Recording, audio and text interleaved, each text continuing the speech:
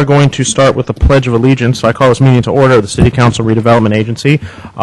Chief Rothis, do you want to come up here and do the pledge for us? No, you can go to the podium. So everyone stand, please.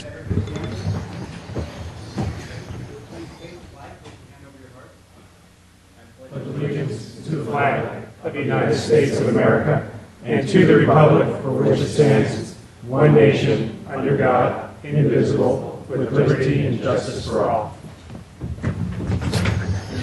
That's not good. All right. City Manager Maltby, do we have any changes to the order of the agenda? No changes this evening. Mr. Rubens, do we have any report from closed session? There was an earlier meeting with an earlier special meeting, and I understand there's no reportable items from that meeting. All right, thank you, Mr. Rubens. Okay, we're going to get to item number 4, the reorganization of the City Council. So we have some new faces in the crowd, so I'll go through with how this is going to work, since some of you never attended a City Council meeting. We are going to do a reorg of the City Council, so we'll start off with, we're going to have our new council member, returning council member, Brad Lewis, do a oath of office. We are going to call for nominations for a mayor after that, which we'll do an oath for as well. We'll follow that up with nominations for vice mayor, and then we'll all make some comments. We'll break for a handful of minutes so you can all go home. And then for those who want to stay for the rest of the meeting, feel free, and we'll get into public comments and all of the other issues after that. But before we get into the reorg, we have to call for public comment on item number 4. I don't have any speaker slips. Seeing none. Oh, Ms. Bell?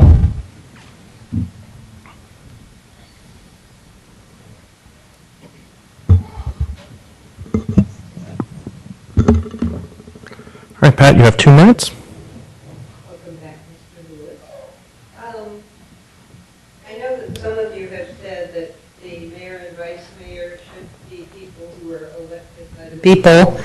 Mr. Lewis has been elected by the people. He ran in a hotly contested election and came in first. And the ethics code says that any member of council may be chosen as mayor or vice mayor. So I'd like for you to include him in the mix and exclude people who aren't qualified because of their actions in violation of the ethics code. Thank you. Thank you, Ms. Bell.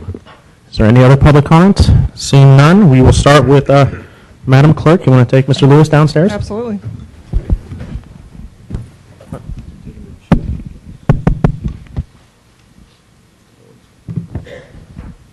If you can raise your right hand, please. Do you solemnly swear that you will bear true faith and allegiance to the Constitution of the United States and the Constitution of the State of California, that you take this obligation freely without any mental reservation or purpose of evasion, and that you will well and faithfully discharge the duties upon which you're about to enter? Say, I do. She'll say, I do. Congratulations.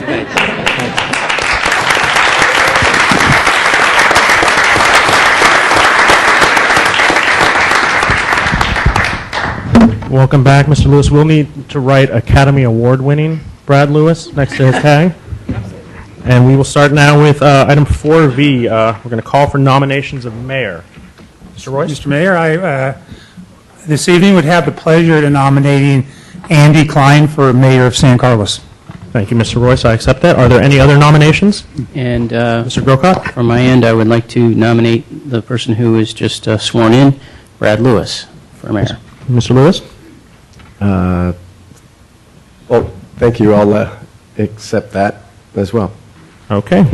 We will be voting, and Ms. Boland will be voting on Brad first, correct? Since he had the second nomination? Correct. Okay. Yes, Mr. Grisilli? Discussion? Yeah, we can open it up for discussion if you'd like. Yeah, I would. I would like to have a discussion. You know, this is a very difficult thing. It shouldn't be difficult, but we sometimes forget, I think, where we come from on this. Certain events have happened in the last month or two in our city. Unfortunately, the tragic loss of our Mayor Omar Ahmad. And in a normal time, the vice mayor would automatically, or not automatically, but would certainly be considered for the position. There have been some other issues that have come up that may have clouded it in certain people's minds. I think that we've always tried. I know when I came on the council, there was a member of the council that had been passed over for the mayorship.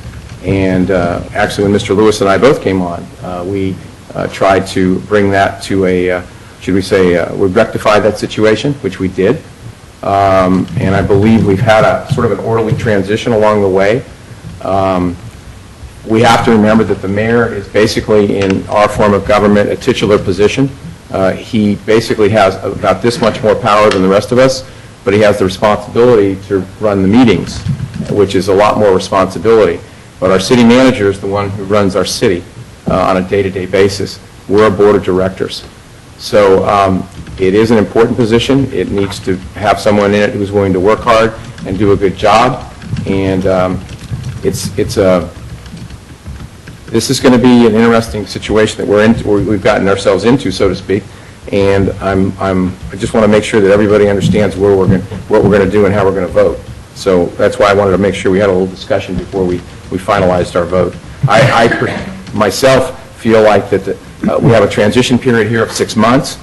Some people feel we should change 180 degrees during this transition period and then catch our possibly our normal process in November.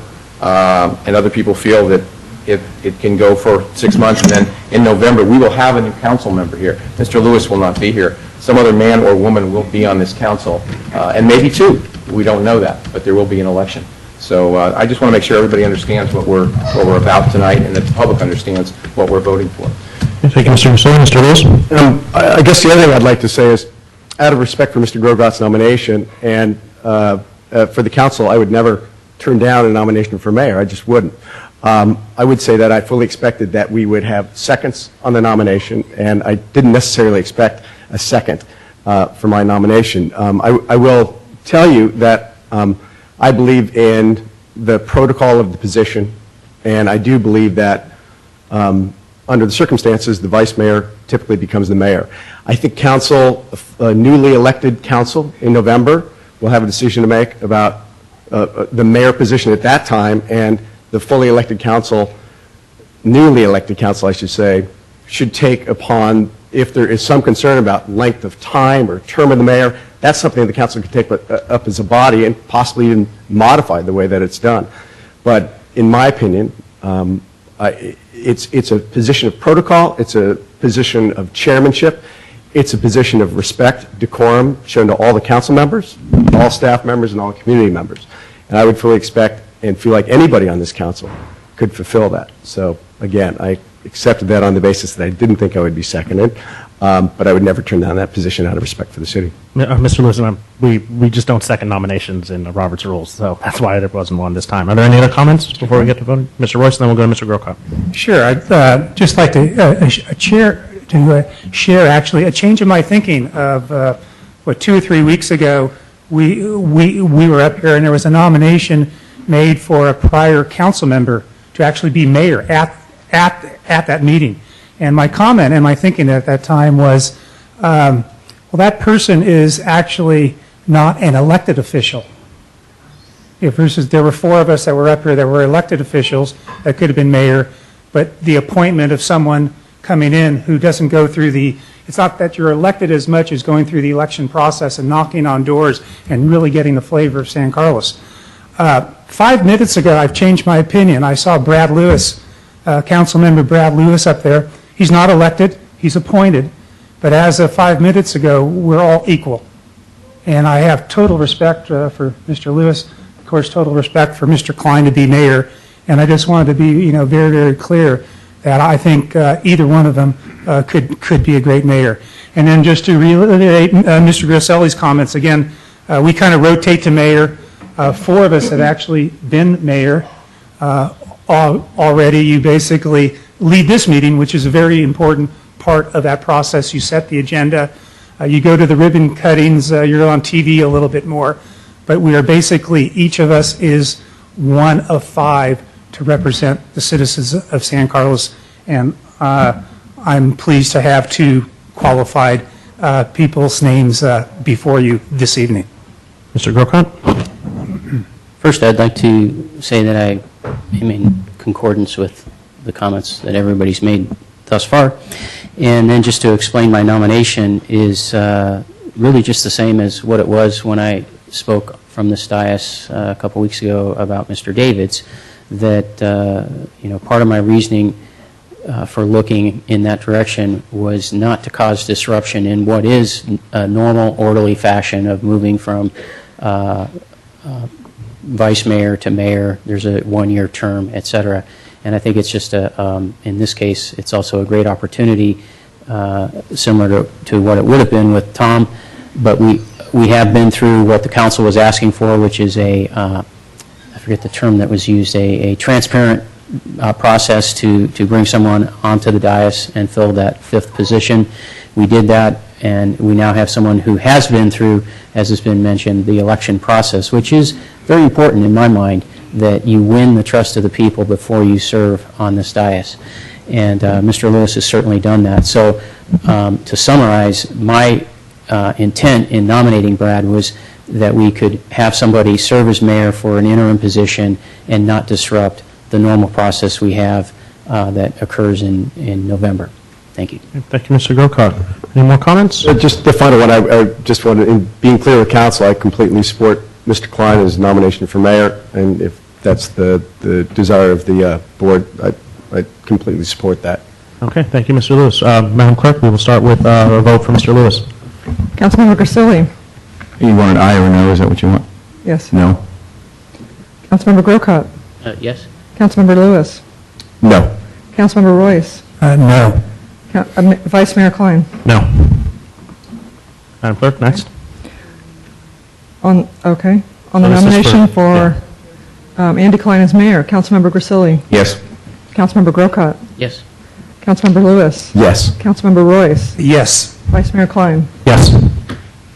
Congratulations. Thank you.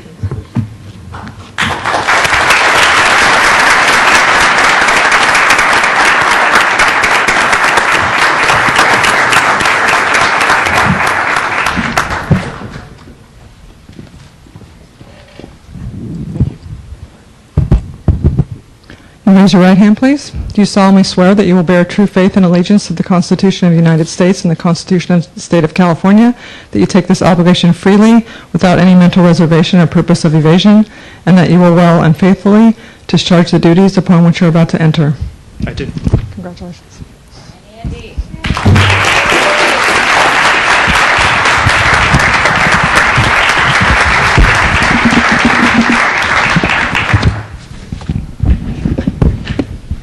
Do this before I start crying. So I now call for nominations for Vice Mayor. Mr. Mayor, I would like to nominate, again, as my previous comments and the rotation that we've had, I would like to nominate Matt Grocott for Vice Mayor. Mr. Grocott, do you accept that nomination? Are there any other nominations? Seeing none, Madam Clerk. Or is there any discussion? Again, seeing none, Madam Clerk, can we have a roll call? Councilmember Grisilli? Yes? Councilmember Grocott? Yes? Councilmember Lewis? Yes. Councilmember Royce? Yes. Mayor Klein? Yes. Right.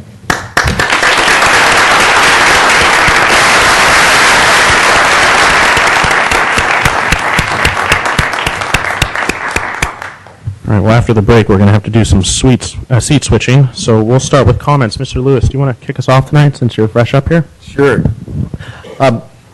First of all, I wanted to say to everybody that I'm really doing this out of honor and respect for Omar Ahmad, as well as my respect for the city of San Carlos. Omar was a friend. He's somebody I served up here with. We had a lot of heart-to-heart conversations over the years, and I truly am sorry that it's under these circumstances that I'm back. And I wish they were under different circumstances. I also want to thank the City Council for their support. It means a lot to me that you guys all, amongst some super qualified people, said, come on back, and I appreciate that. I sort of attributed that to the collegial working atmosphere that I think we forged over the course of 4 or 5 years together. And I think that, above all else, we all have individual opinions, but it's really important that we listen, respect, and move forward together as a team as much as possible, and listen to the community together as a team, as well as individual opinions. I also want to thank a lot of folks in the community that encouraged me to apply and probably got more positive feedback in the last 3 weeks about the last 4 years than I got in the entirety of the 4 years that I was on council. So I highly suggest it for all other council members. Once again, my family has completely supported my return to council, so my wife Regina, and Ella, most of all, was the final vote to say it was okay, Papa. So I thank you both for your support. And then lastly, there was only really one skeptic in the whole process for me, and it was this guy, Councilmember Grisilli, and he said, all right, after I was appointed, he said, I look at this, it's kind of a multiple choice question. So either, here's why you came back, either A, it's a marketing employee for Cars 2. Opening June 24th. Thank you very much. Theater near you. Yeah, he's going to get a credit on the movie now. Or B, I wanted to be invited to the VIP opening of the In-N-Out Burger. And then C, it's because I wanted to cut in line and get my picture taken World Championship San Francisco Giants trophy. So all of those are true, Bob. Thanks a lot for the support. But seriously, I'm honored to be back, and thanks a lot, and thanks to everybody for the opportunity. I appreciate it.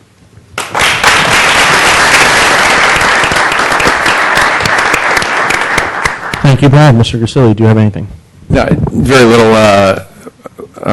Proud to have Mr. Lewis up here with us. I think he brings a unique set of information and of experience and of thought process to this body, which I think will be good for us. I feel that we do have a lot of challenges in these next 6 months. There's going to be a lot of items that are coming up. Mr. Lewis will luckily be able to understand the process and, again, with all of us, try to decide what's right for the citizens of San Carlos.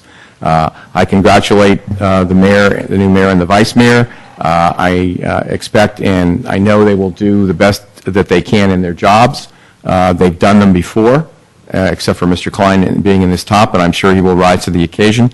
I really believe that we need to focus on, as Brad said, moving ahead. And we are going to have disagreements. We are not going to agree with each other. We didn't in the past, and we won't in the future. But move together as a city and as one team and one body to do the best, as I said, for the citizens of San Carlos. Thank you. Thank you, Mr. Grisilli. Mr. Royce. Yeah, so last week, of course, we interviewed 11 candidates for the interim. It was incredible to see the volunteerism and the skill set and the enthusiasm of people that wanted to serve on council for 6 months. And of course, beyond that, I think we got, which is great news, I think we have 2 or 3 candidates from that pool that are thinking of running in the election in the fall. Because it's always good to have a choice. It's always good to have talented people. It's always good to have change. So I welcome that. It's very, very good. Of course, Brad did very well in the interview. He got the job. I do remember one answer to, actually it was the last question. If he could do one thing in San Carlos, it was Mr. Klein's question. And he did promise ice cream for all the kids at 3 p.m. So we're waiting for that to occur at some point. But We'll pick a date. we'll pick a date. See you at BR. But you can see Mr. Lewis thinks about the kids. He thinks about everybody in San Carlos. So we do welcome him. And as far as our past mayor, Mr. Omar Ahmad, he's no longer with us, of course, but no one but him could have created the momentum on this entire council that will carry us through this next year. He's an incredible guy, and we have momentum. And hopefully we have the teamwork and the spirit to execute on a lot of things that were his dreams, and we'll continue to dream in San Carlos and make it a great place. And my last comments are for Mr. Klein. There's no one that knows San Carlos. He grew up here.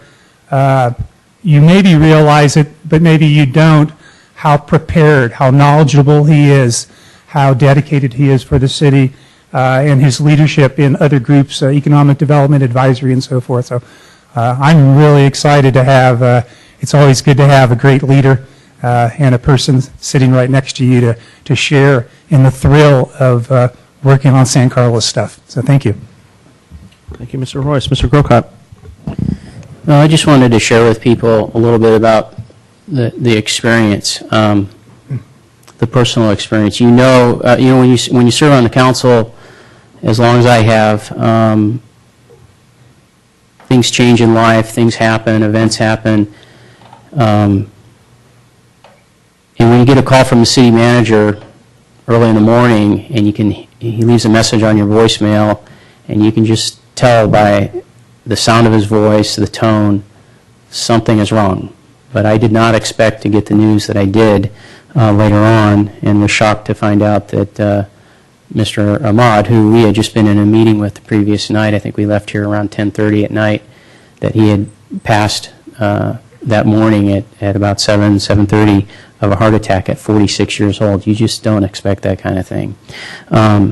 It's not I've been on council long enough. He's not the first person that I've served with or worked with in this capacity that I've seen pass away. And just very quickly, the first time it ever happened to me was I showed up at a roundtable meeting, airport roundtable, and found out that John Long had passed away of a heart attack sailing on his sailboat with his wife over the weekend, and that was shocking as well.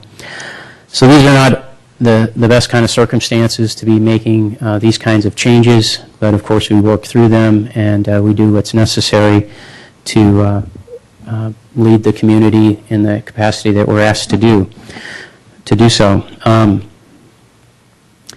Also wanted to just point out quickly that what we just went through and the way we went about the process, I think, sets a precedent for the future. We certainly, when we went through this process, looked to the past, talked to people, and asked, how was this done before?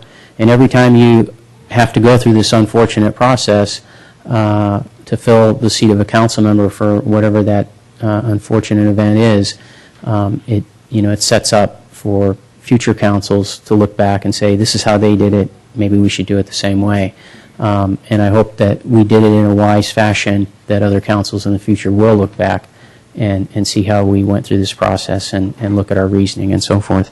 So that's the conclusions of my comments. And I just want to make two thank yous. One, as Randy mentioned, all the folks who did apply for the council seat, including Mr. Lewis and the others, and then just thanks to my council for their confidence in nominating and voting me vice mayor. Thank you. Thank you, Mr. Grocott. Okay. Well, Mr. Mayor, can I just have a couple seconds? yes. Thank you. I had the opportunity to call Timberlake, Ohio this morning because I know that your grandfather was the first mayor of that village. And I had the clerk research the records of his first year as mayor it's a village. It's not a city or a town, but it's a village. They were incorporated in December 1947 by your grandfather. They met at, his name is George Klein. They met at George Klein's house since there was no village hall. They organized the police department, a marshal, prohibited hunting, and established a fire contract with a nearby village. So I thought that was so ironic I had to tell you.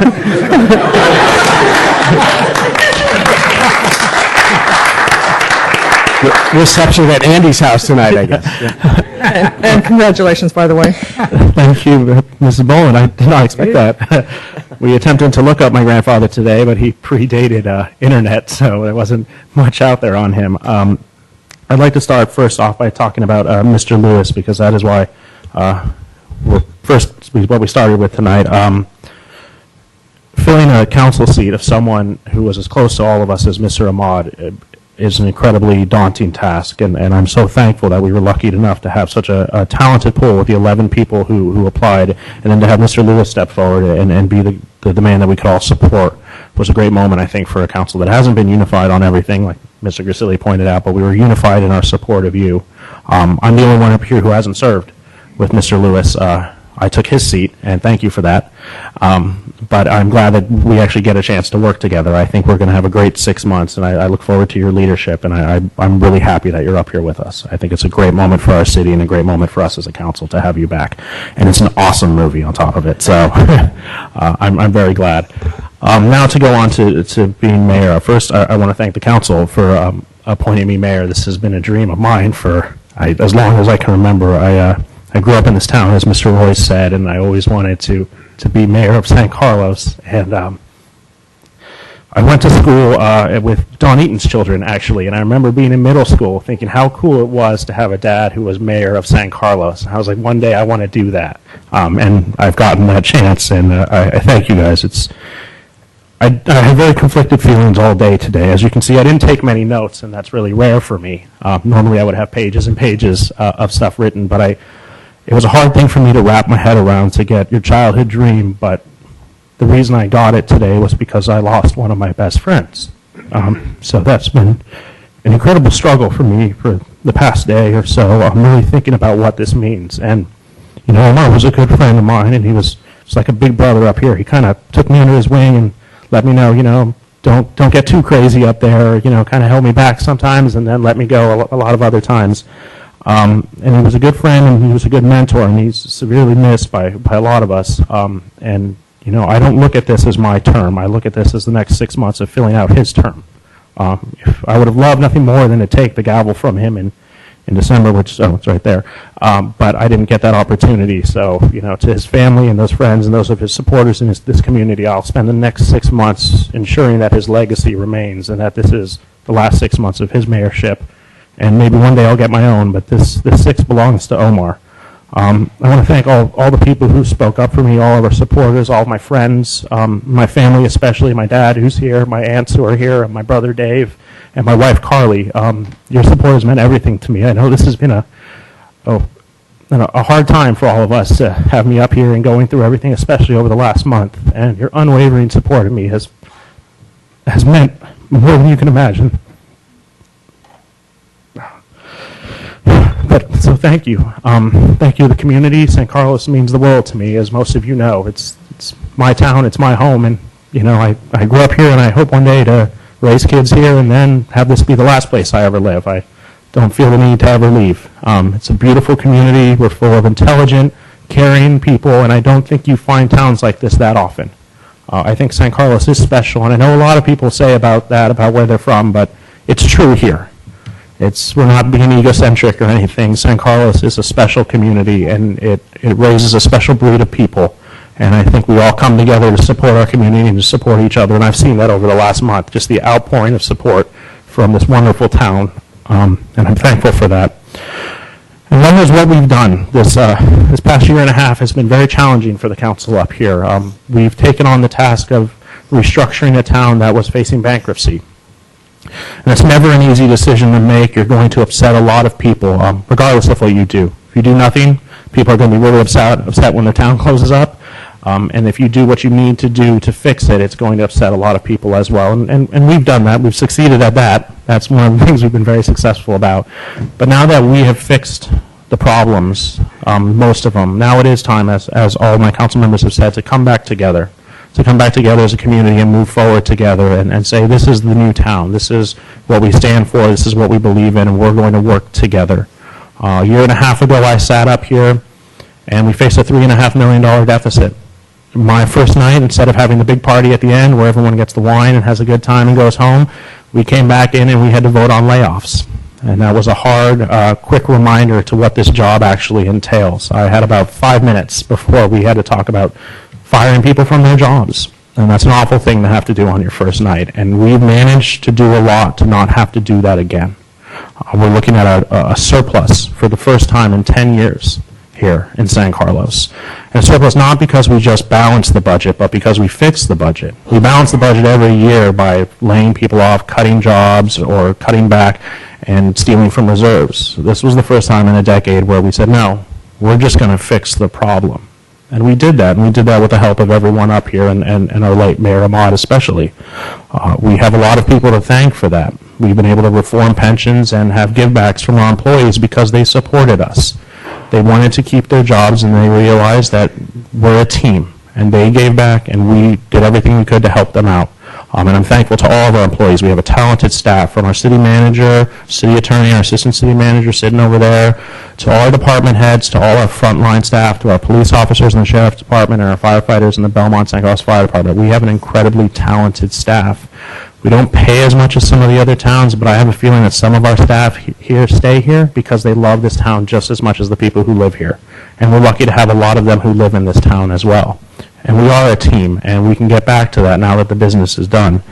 We were able to contract out our police department. We have a wonderful sheriff's department who's been really pitching in, and the one complaint we have now is there's too many cops. And I'm sorry, but we're not going to change that. we've been able to increase services while cutting costs, and that's something that's not done much here in the Bay Area or on the peninsula especially. And we were the first town to do it, and we are going to come out of the storm, and we're going to be the first ones out of the storm, and we're going to be able to focus on things that I'm sure everyone would rather talk about than what we've had to talk about. Tonight we're going to talk about building a playground and not having to raise funds for it, but being able to do what a city's supposed to do and take care of its infrastructure. And it's been a long time since we've been able to have that talk. So it's going to be a little awkward at first, but I'm sure we're going to get used to really taking care of the community here shortly. I don't want to go on and on because I'm going to be up here for at least 6 months, so you're going to hear a lot from me, but I just want to say thank you. This has been an incredible experience for me. It's been a lifelong dream. I hope the next 2.5 years are just as exciting as a year and a half, or maybe a little less exciting would be nice, but still exciting. But I look forward to the work that we have still to do. I look forward to serving this community, and I'm thankful to all of you. This has been a great experience. It's been one of the best times of my life, and I just want to say thank you. So thank you to the council.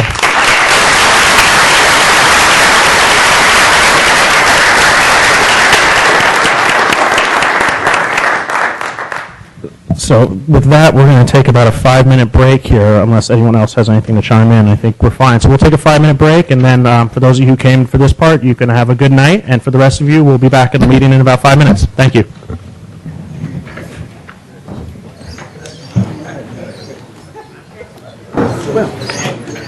That's fun. Was it? That was my goal. I have the...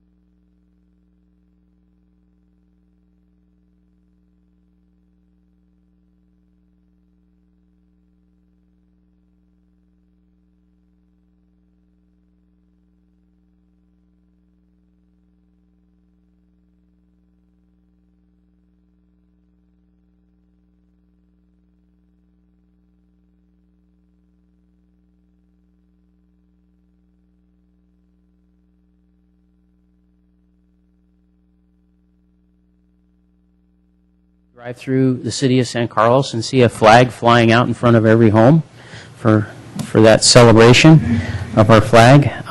Number two, I wanted to let folks know that we recently, all of the council members got this book in our council mail, and this is written by a local person, Ruth Sillens, who's I think about 90 years old or something. Yeah, very old. She wrote this book about appreciating art and why art is important. So I read through this over the weekend, and I'm going to make my copy available, if they don't have them already, at the public library so that others from the public can get a hold of that book. Third item is just to make a notation and get some kind of comment, I suppose, back from the council. We all received a letter as council members from the city of Menlo Park asking for support with them in, I'll just read what it says here. The Menlo Park City Council is requesting the assistance of all public officials included in the SBWMA to limit future rate increases. Please join us and demand that Allied and the auditor scrupulously review all of Allied's expenses, limiting as much as possible questionable expenses, particularly as Allied shut down its operation in 2010. So I don't know how we could perhaps get our staff to help us as council members and support Menlo Park in this endeavor.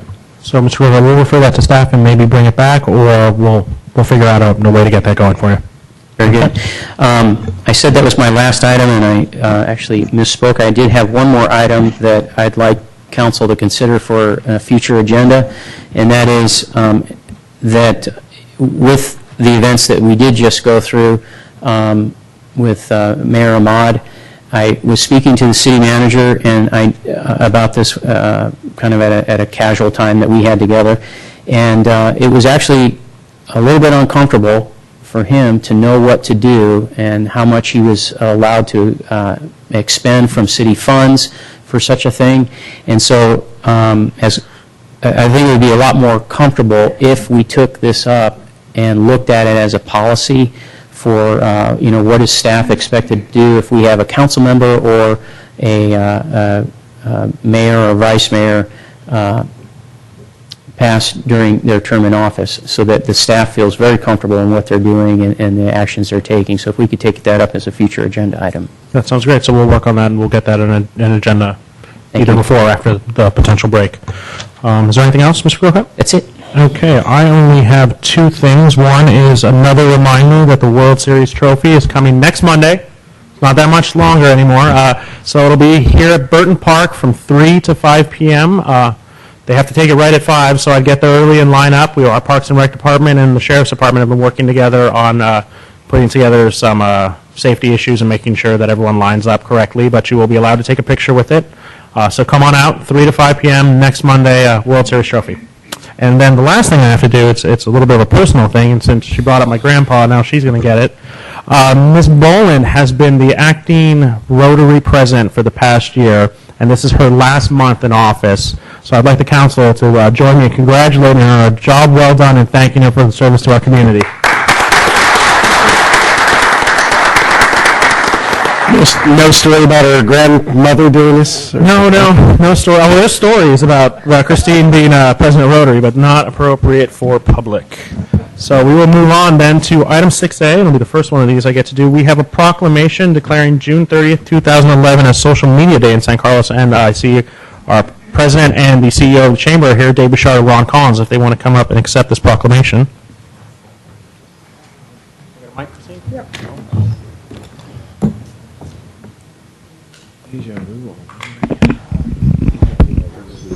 Okay. And no, of course. So I will try to keep this to 140 characters or less. For those Twitter fans, that was a joke. No problem. So it's June 30th, 2011 is Social Media Day. I'll just read a couple of the whereas. Whereas social media technologies such as Twitter and Facebook have made it easier for people to communicate locally, regionally, and globally. And whereas social media is a widely utilized form of communications technology technology and communications technology is a critical and expanding component of the local economy in St. Carlos and throughout other parts of Silicon Valley. St. Carlos will celebrate Social Media Day 2011 with a Mashable meetup in downtown St. Carlos on Thursday, June 30th from 4 to 7:30 to engage the community in the use of social media. Therefore, be it resolved that I do hereby proclaim the day of June 30th, 2011 as Social Media Day in the city of St. Carlos, dated this 13th day of June 2011. So we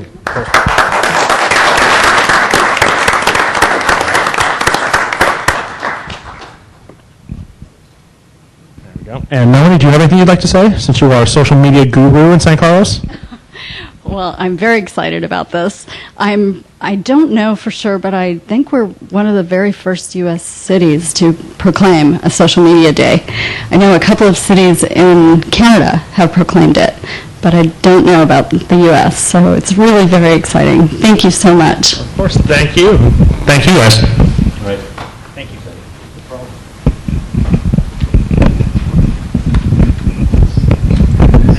This is the time where we say we like that. Like. Okay, we will now move to item number 7, which is public comment. Persons wishing to address the City Council on matters not on the opposed agenda may do so. Each speaker is limited to 2 minutes, and we will get started. We have, I don't see her here, but maybe, oh, there she is. We have Pat Potter, followed by Pat Bell, followed by Andre Carpu, and Sam Hertzberg. So, Ms. Potter. Oh, you brought props. I did. Congratulations, Mayor, Vice Mayor. Thank you. I'd like to have a green date. I'm Pat Potter with San Carlos Green. But barring that, I know that the agenda that was for tonight got pushed out, and 2 of those items were on banning takeout styrofoam food containers, and the other was consideration of a single-use plastic bag ban. So, while you're thinking between now and when it does come up on the agenda, I've given you some reasons why to ban styrofoam. And San Mateo County gave us this great sign that says, "What does your bag say about you?" Anybody would like one? And what I've done, and others in San Carlos Green have done, is put it on the back seat of our car, under the window, so when people are going to the grocery store and they're going, "Darn it, I forgot my bag," they'll see this sign. So you all get one. Thank you, Ms. Potter. Thank you. We will now go to Pat Bell.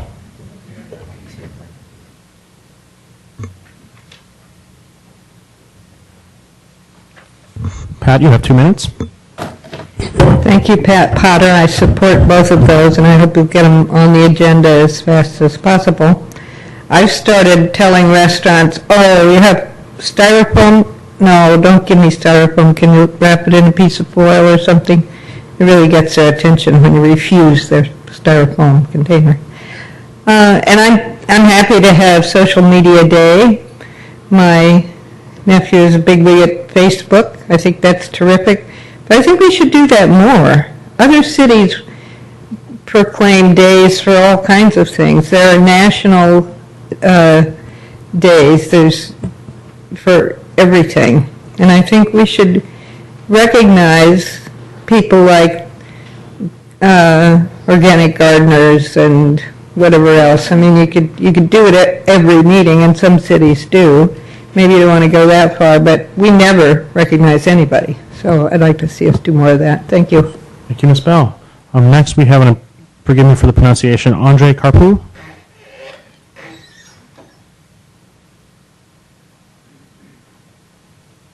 Sir, you have 2 minutes. Good evening, ladies and gentlemen. My name is Andre Carpio. The first things I want to say is that it's very undemocratic to have 2 minutes for people to come here and speak, and last time you interrupted me 2 times. You rude, mister. So I come from Emeryville here. It's a long way on a BART and train, and then I come here and being shut up. You see, I have lots of grievances with you're responsible for the stolen my car, for stealing my solar card. You may be tired of hearing of it, but I'm tired of waiting for it. You see, since you're responsible, why don't you go get it? It's a shame. It's a shame. Do that to an older man. It's abuse, elder abuse. Shame on you. Shame on you. And I wrote you a letter. Have you, any of you, answer me? No. Have you? What happened to you? Do you have problem? Can you communicate? Can you tell me something about the letter that I wrote you? Sir, we forward that on to our staff in the sheriff's Okay, department. then I want to come again on, and I want to get something less than, more than 2 minutes. And also, another thing I want to mention about this council, you should have a term limit. Because We're then, going to need you to wrap up, sir. because you get career politician here, and that's rotten. Thank you. Thank you, sir. Next, we have Sam Hertzberg.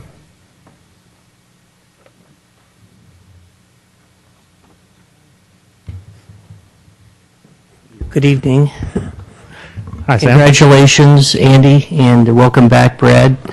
I'm a planner for the county, and I learned about a new tool last week that was unveiled by the state of California and USGS. It's called caladapt.org. It's a new website that is dealing with climate change. Sorry, Sam, that was caladapt.org? I think it's cal-adapt.org. And it's a new website meant for local jurisdictions to deal with potential impacts from climate change. And when I was flipping through it, I noticed there were some potential impacts related to sea level rise on the east side of San Carlos. I just wanted to bring it to your attention. I saw on your list of capital projects. Excuse me, sir. Okay, keep going, Sam. Okay, on your list of capital projects, you had a drainage plan proposed, and I just wanted to bring that to your attention as you're moving forward with that. All right, So thank you very much. And that is all the public speakers slips I have. If there's any other public comment? Okay, seeing none, we will move on to item 8, approval of consent calendar. Consent calendar items are considered to be routine and will be enacted by one motion. There will be no separate discussion on these items unless members of the council, staff, or public request specific items to be removed for separate action. Is there anyone who wants to remove any items? Mr. Grocott. I have actually quite a few. I apologize for this. F, G, H, I, and O. Okay, and any other council members? No, seeing none, can I get a motion on those remaining? Mr. Mayor, I make a motion to approve the consent calendars, item 8A, B, C, D, E, J, K, L, M, and N. Second that. Seconded by Mr. Royce. Is there any discussion? Seeing none, Ms. Bowen? Councilmember Grisilli? Yes. Councilmember Grocott? Yes. Councilmember Lewis? Yes. Councilmember Royce? Yes. Mayor Klein? Yes. Now, Mr. Grocott, on your items, is there a lot of discussion, or do you have little short questions? 2, there's virtually none. 1 is just because of how I wish to vote on it, and F and G, I have questions. Okay, so there's not that much. So we'll go through them now instead of waiting until the end of the meeting. So we'll start with item 8F. Okay. Mr. Grocott? So on item 8F, this, for the sake of the public, is authorizing a professional service agreement for planning, economic development, redevelopment, and housing consulting services with Neil Martin and Associates for fiscal year 11 and 12 and 12 and 13. Okay, do you have questions? Yes, I do. Okay, I see we have Ms. Mendenhall standing up. Okay. Oh, it's whoever from the staff would like to come up and answer Mr. Grocott's questions. Don't all rush up at once. Deborah Nelson, Planning Manager. Okay, Mr. Grocott? So my first question is, what's the current contract for this? What this is asking for is not to exceed amount of $300,000 per year for the 2 fiscal years, 11-12 and 12-13. That's equivalent to your current contract with Neil Martin. We have an annual expense of about $147,000, which is from the individuals sitting in our office on a weekly basis and providing day-to-day kind of service. When there are specific projects, either an increase in the workload or specific RDA redevelopment projects or economic development projects or a big plan where we need a higher level of senior expertise of planner, then the contract can bump up to $300,000. Generally, that money comes from either redevelopment funds or we try to do deposit accounts for the bigger projects. So it is an extension of what's has been in place for the last 2 years. Okay, very well, and thank you for that. Are there any other questions, Mr. Grocott? No questions. We can do discussion then if you like. Yeah. Okay. Mr. Grocott? So part of the thing that I'm struggling with on this is that, and I appreciate Ms. Nelson's answers, but to me, two of the primary reasons to contract out is, number one, and she alluded to it a little bit, is to when you're in a situation where you have work that goes up and down and you're trying to equalize it with a full-time equivalent or full-time employee. And so I certainly understand that and appreciate that. But I think the other reason that we contract out is to keep the cost true to the market. And even though when I read through here and I read through the analysis and it talks about ongoing projects we have that are important to us, and then the knowledge base that these people who work for Neil Martin have, and the long relationship we've had with Neil Martin over the years, I still think it's important to go out every so often and test the market and see where we are. And to do so, I don't know if it costs too much to do that or if it costs a lot to do that, but to me it's important for two reasons. One, to test the market, and the other is to, and I've said this before from the dais, personally I don't like being too close with our contractors where they get comfortable. I like a situation where they're made to compete for the job that they do for us and that they are kept to the knowledge that they are in a position of having their jobs competed for, their contracts competed for. So I would have appreciated going out for an RFP, even if we hadn't changed, just so we can see where the market is. 2 years ago, things were far different than they are now. And like I said, it would also send a message to NMA that, yes, we appreciate your service, but we're not so close that, friends are friends, business is business. Okay. Is there any other discussion? Well, the only thing I remember we discussed in council years ago, I think we talked about every 3 years roughly. So it's one of the reasons why I was comfortable with this. I felt like if we do it too many times, it can be expensive, a little bit time consuming, and so forth. I think it's a good point, and I agree with some of the foundation of that point. I felt like after 2 years, we're in good shape, and so I was comfortable with it. Okay, is there any other discussion? All right, seeing that, Mr. Grocott, would you be okay with a compromise that if we approve this tonight, it would be required the next time it comes back to go out to the market? Yes. Is that okay? I suppose that might be the intent. This is a 2-year extension. Yeah. Right. So, staff, are we jotting that down? Okay, then, Mr. Grocott, can you make that motion with that added on? Sure, I would move then approval of, I guess we're just moving to approve the professional service agreement for planning, economic development, and housing consulting services with Neil Martin and Associates for 2 years, 2011 and 12, and 2012-13 fiscal years. Okay, with the understanding that it will come back then to go out to market. Okay, Madam Clerk? So it's two resolutions, city and RDA. Okay, we have to read the resolutions, Mr. Grocott. All right, the first one is resolution number 2011-38, and that's a resolution of the City Council of the City of San Carlos approving an agreement for consulting services with Neil Martin and Associates. Do you need separate votes, or can we do them all in one vote, Madam Clerk? That's up to you, Mr. Mayor. We'll do them all in one Need a vote. second. You need a second, though. Oh, we need a second. A second. Okay. Okay, and then since we're voting at the same time, the second resolution, and we would be voting as an RDA board, not as a council, but I guess we can put the two together. Resolution number RDA 2011-187. 187. And the language is the same, except it's a resolution of the San Carlos Redevelopment Agency. Is there a second for that? I second. Okay, Madam Clerk? Okay, Councilmember Grisilli? Yes. Councilmember Grocott? Yes. Councilmember Lewis? Yes. Councilmember Royce? Yes. Mayor Klein? Yes. Okay, item 8G is adopting a resolution approving a one-year contract for economic development, redevelopment, and housing consulting services with Rosneck Bevasek Group, and authorizing the executive director to execute a professional service agreement through the end of the fiscal year 2011-2012. Do we have a staff member for that? Mr. Sawicki, and then Mr. Grocott, you can start us off with questions. Sure.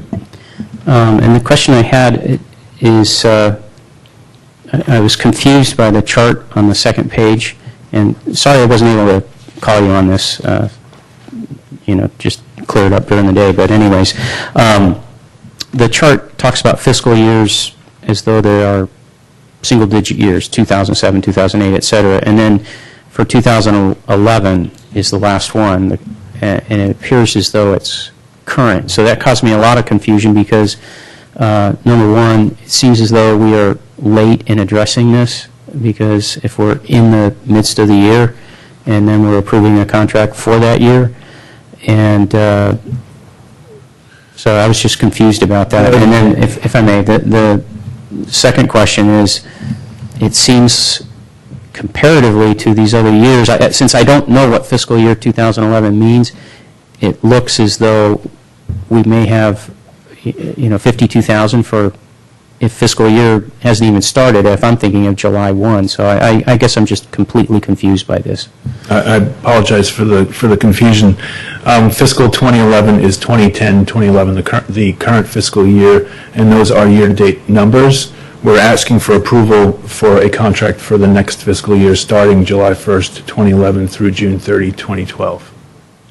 So the 52 is this fiscal year to date. So let me follow you on this then. We were at basically 07, we were at 80,000, 08, 93, 09, we were 149, then we dropped to 140, and then this past fiscal year, basically, we were 52,000, and now we're jumping back up to 140. I understand we're just approving a not to exceed. So, yeah. And these were the amounts that we actually expended to date in each of those fiscal years. Okay, so for this fiscal year that we just finished, or about to finish, excuse me, is 52,000. Right, to date. There's probably another bill or two that will be processed. Excuse me? There's probably another bill or two that will be processed. And we will, after we do that, where will we be? I would estimate about $70,000 or $80,000. 70? Okay. I guess I would only say, number one, it would be helpful to stay with the procedure that we usually use, where we call a fiscal year, 10, 11, or whatever.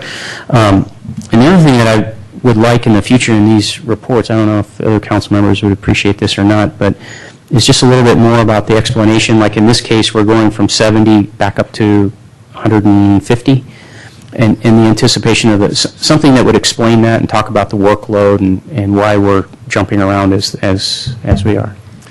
So they have had a contract for $150,000. We pay them only for work that they do. I understand that. Yeah. Okay. Thank you. Okay. Can we get a motion? So I'd move approval then of what is this? An RDA resolution. We have to do this one. This is also two, RDA and the City Council. Okay.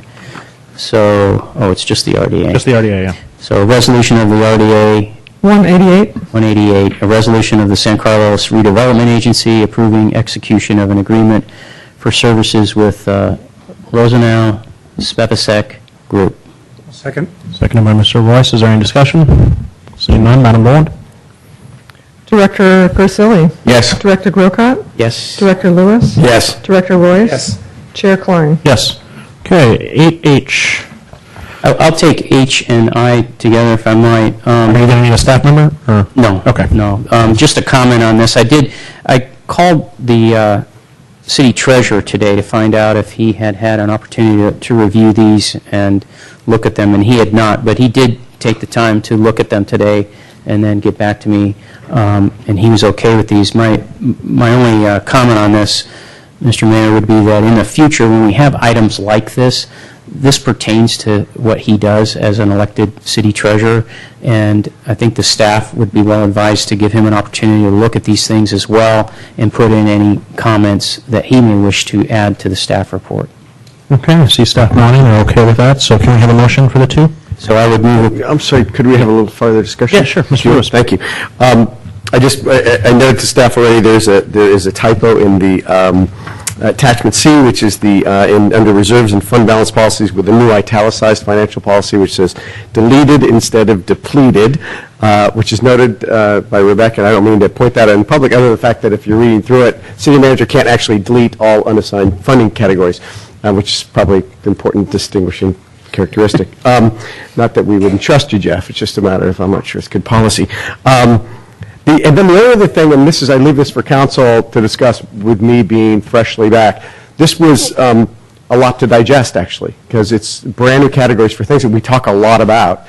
And it's always difficult, I think, for the public as well as for us to say, okay, well, so what's the difference between assigned, unassigned, committed funds, and so forth? And this is new definitions and language for it. I think we all sort of have to wrap our heads around, at least to my knowledge, you haven't had a lot of discussions at council about this yet. So, and also some of it's counterintuitive, like the new financial policy is actually the order of depletion is unassigned funds, and that's the first order of depletion. The second is assigned funds, and the last order of depletion is committed funds. And just when I glance at that, I kind of go, it feels upside down. And I only bring it up that for me, I think, I understand it well. It'll take clarification probably from staff as we move forward, and Ms. Mendenhall as we move forward on these things, just to understand the sort of intuitive distinctions within the policy, and also for the public so they just get what these differences are, which I think they're new language we all have to sort of wrap our heads around. So we'll probably need clarification as we go forward, and it might also be worth a presentation if we had a lighter agenda in the future. I'll leave that to Mr. Mayor to decide for down the road. And based on the length of this agenda is why we kind of put it onto the consent calendar. It's also, a lot of this is required. We don't have much leeway on it, so that's why so further staff will recognize that if we have lighter agendas, we'll make sure to pull these items, but I put them on based on the length of the agenda, or we agreed to, so. Through the chair? Yep. I would echo what Mr. Lewis had stated, and further say that, when even if it's something that's just required, it's a new policy direction, and so it would be good to have I think a more public report on it and so forth in the future. I understand from talking to the city treasurer that at least one of these items needed action tonight. Yeah. That's what, so we have to kind of move forward on it. But it would be nice when we have something that's a new policy direction, whether or not we have much leeway, just to present it, let us discuss it a little bit, have the public see it. And actually on one of these, this one about public agency and retirement services and establishing irrevocable trusts, we could pat ourselves on the back a little bit for that one. So. Okay. Noted. So can we have a motion then, Mr. Grocott? So I would move approval of agenda items 8H and 8I. Second. Madam Clerk? Councilmember Grisilli? Yes. Councilmember Grocott? Yes. Councilmember Lewis? Yes. Councilmember Roy? Yes. Mayor Klein? Yes. Okay, and the last one we have is 8O, Mr. Grocott.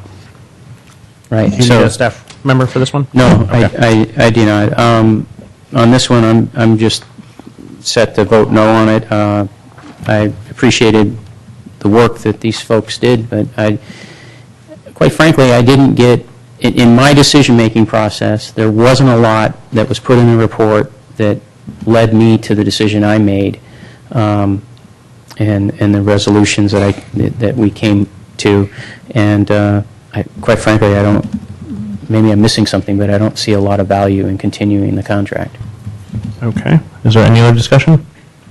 Seeing none, can I have a motion? Oh, no, we're jump all at once. But Mr. Royce?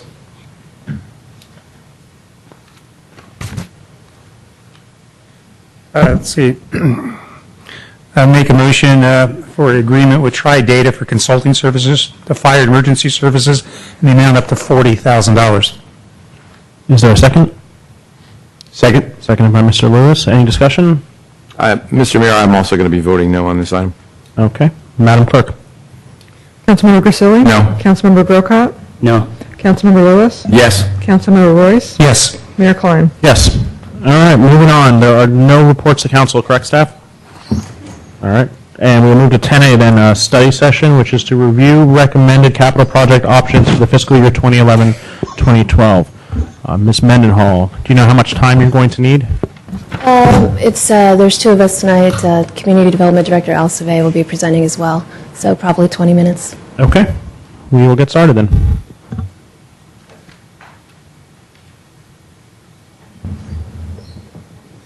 So for the public, we will take the staff report, we will have questions from council, we'll have public comment, and then we'll have discussion.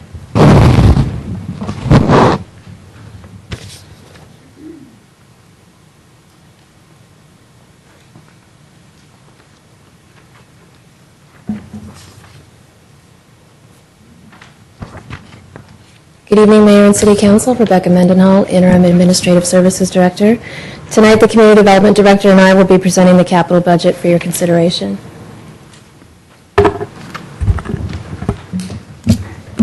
This chart depicts the proposed capital project spending for the next fiscal year that's outlined in your staff report. At a later point in this presentation, the Community Development Director will be going through some specific projects in more detail. The majority of the proposed capital budget spending will be from RDA funds using proceeds from the bonds and other grant funding. Another significant area relates to the general fund capital projects, where this year we've been able to propose several new projects. In prior years, the City Council has transferred all or a portion of the Shoreway Transfer Station franchise revenues, which is estimated at $1.3 million, to the general fund to offset the general fund deficit. Given now that Council has balanced the general fund, the franchise fee revenue can once again be used to fund capital infrastructure. In addition to the transfer fees, the Council has directed staff to budget ERAF, the Educational Revenue Augmentation Fund rebate, into the capital fund. These funds are not guaranteed. However, in January this year, we did receive close to $900,000. In 2012, ERAF is budgeted to be about $700,000 since the dollar amount we've been receiving has been trending down, and once again, this revenue is not guaranteed. So the next slide will show how the spending amounts have changed over the last few years. So you can see in 2009 and 2010, revenues from the transfer station were not available, so capital project was very low. Other funds also had low capital spending. In 2011, you'll see a rise in funds, or in spending. This is related to RDA projects using the bond proceeds, as well as the Highlands Field synthetic turf project from Park and Lieu funds. In 2012, we're proposing additional RDA projects and several general fund projects, which will be discussed in more detail later on. This slide reflects the ending fund balances for each fund. One thing I do want to note is the wastewater fund, although it appears to be growing, this model has not broken out the amounts that would be restricted for investments in capital assets, so one of the restricted accounts. These amounts vary, but it's anticipated that by the end year 2016, the unrestricted balance available for capital will only be between $2 and $3 million.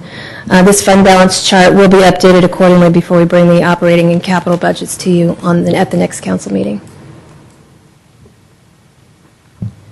So here's a list of projects that we were able to complete, or we estimate will be completed in the next couple of weeks. A couple of items on here: Highlands Park turf that I already mentioned, and the CMMS software system, which is for our Public Works Department. So then I'm just going to quickly go through the wastewater and all the other funds, and then Al Savay will come up and address specific projects. The wastewater fund, this is the city's only enterprise fund, and it's used to account for operations that are financed and operated like private businesses. The wastewater fund is the ability to set rates and fees necessary to fund sewage treatment, transmission, major capital improvements, and improvements to the sewer system. The items in bold, you can't really tell on here, but those will be the ones that will be discussed further in detail. The gas tax fund is used to account for revenue received and expended under the State of California Street and Highways Code sections 2106, 2107, and 2107.5. Revenues received must be expended for the maintenance and construction related to streets.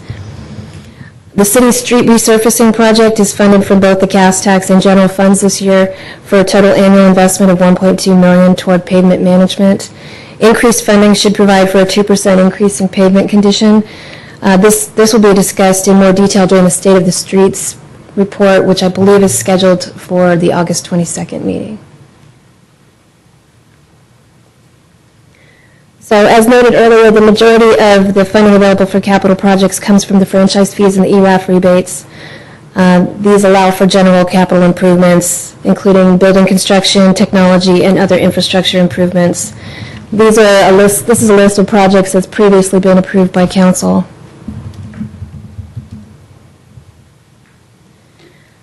There's a couple more that have been previously approved, and then flipping into the new and future projects. These include funding for a capital and operating budget software system, which is actually one of our strategic plan items as well.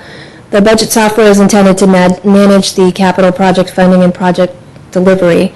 As part of this project, staff will be reviewing the current capital budget process with the council ad hoc subcommittee that was appointed in May, I believe, and will be recommending changes to improve and enhance the existing process. In addition to capital budget software, we're looking at software that will give us the flexibility in the operating budget to possibly go back to a 2-year budget cycle. Also included in the new and future projects is the website enhancement. This is another strategic plan item, and as part of the branding project, we're looking to refresh the city's website. We're working with Look Design now to integrate the branding into a new look and feel, or the skin of the website, as well as upgrade and update the navigation architecture to include better access from mobile devices.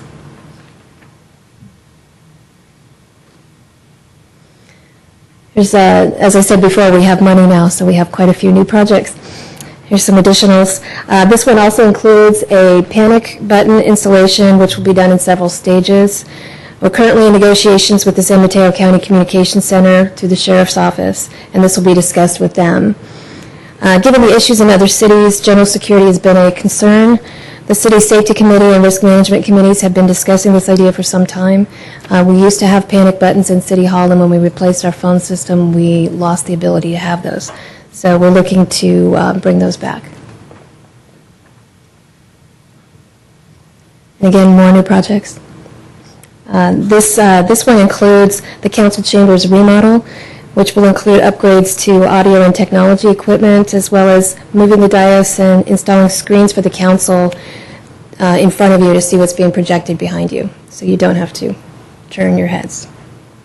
The technology portion would be funded by PEG funds, which are restricted for technology spending only. So moving on to the park and motor account, these revenues are for development fees collected and used. These are used to finance the acquisition of construction of new parks and major improvement of city parks.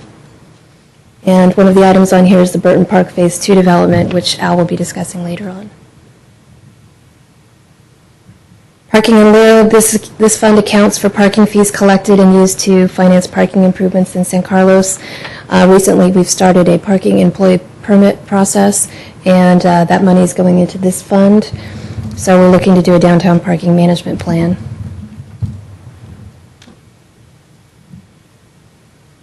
The RDA Capital Fund is used to account for activities related to the projects in the redevelopment area. The major sources of funding include bond proceeds, property tax increment, federal grants, and traffic mitigation fees. I will be discussing a lot of these later on. And here's some additional projects in the RDA area.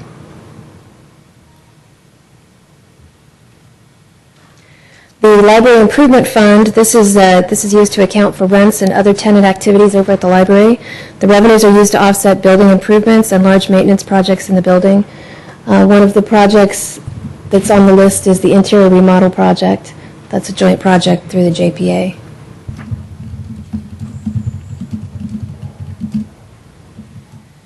And as noted on the attached list here, there are several projects that have been requested but have not been recommended for funding at this time. One of the projects on there includes the City Hall accessibility improvements. This is pending the completion of the ADA self-evaluation and transition plan, which is scheduled to be done this year. This amount is only an estimate and will likely change as it's anticipated that the project will include changes to the elevator and restrooms on the second floor. As per our policy, if funds become available, the city manager will make recommendations to move items from the unfunded to the funded list. And with that, I will turn it over to Al Savay, who will discuss some of the projects in more detail.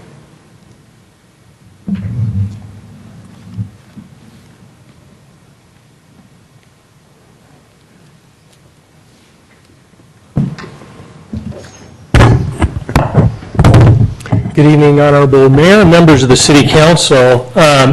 What we decided to do is highlight some of the key projects, both big and small, in the capital improvement program.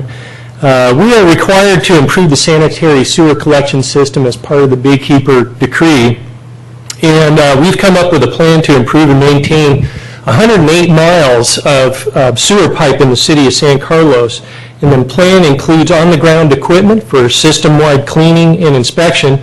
Last year's CIP included this HydroFlush truck, which is just getting into operation. It sends a pipe or tool down into the sewer system, and it blows water back at a very high velocity, and it pulls the debris back into the area where the manhole is there, and then it's sucked out by the vacuum truck. And again, this is a key piece of equipment in order to keep up with maintenance.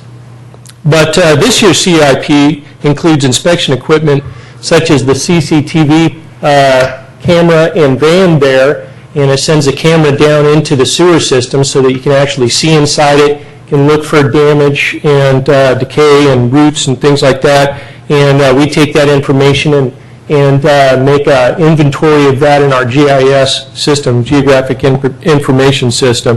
So these improvements will keep us in conformance with the requirements of the Baykeeper Decree and keep our sewer system in good working order for the years to come. A significant landslide issue has developed in the Shelford Avenue easement between Shelford Avenue and San Carlos and Cortland Road in Burlingame. And while the cost associated with this project isn't a large cost, it is an important project to protect our sewer main and also to protect the homes above and below this slide. The study would provide engineering recommendations for a permanent fix to this problem. The crosswalk at El Camino Real and Belmont Avenue has been a dangerous one involving a number of auto-related accidents, some including pedestrians, and that's located here. This is a Samtrans bus shelter. We have Walgreens and Trader Joe's located just here. So needless to say, it's a very busy intersection, and this project would use several capital sources to make physical improvements to make it a much safer place for pedestrians and bicyclists to, and also vehicular circulation there.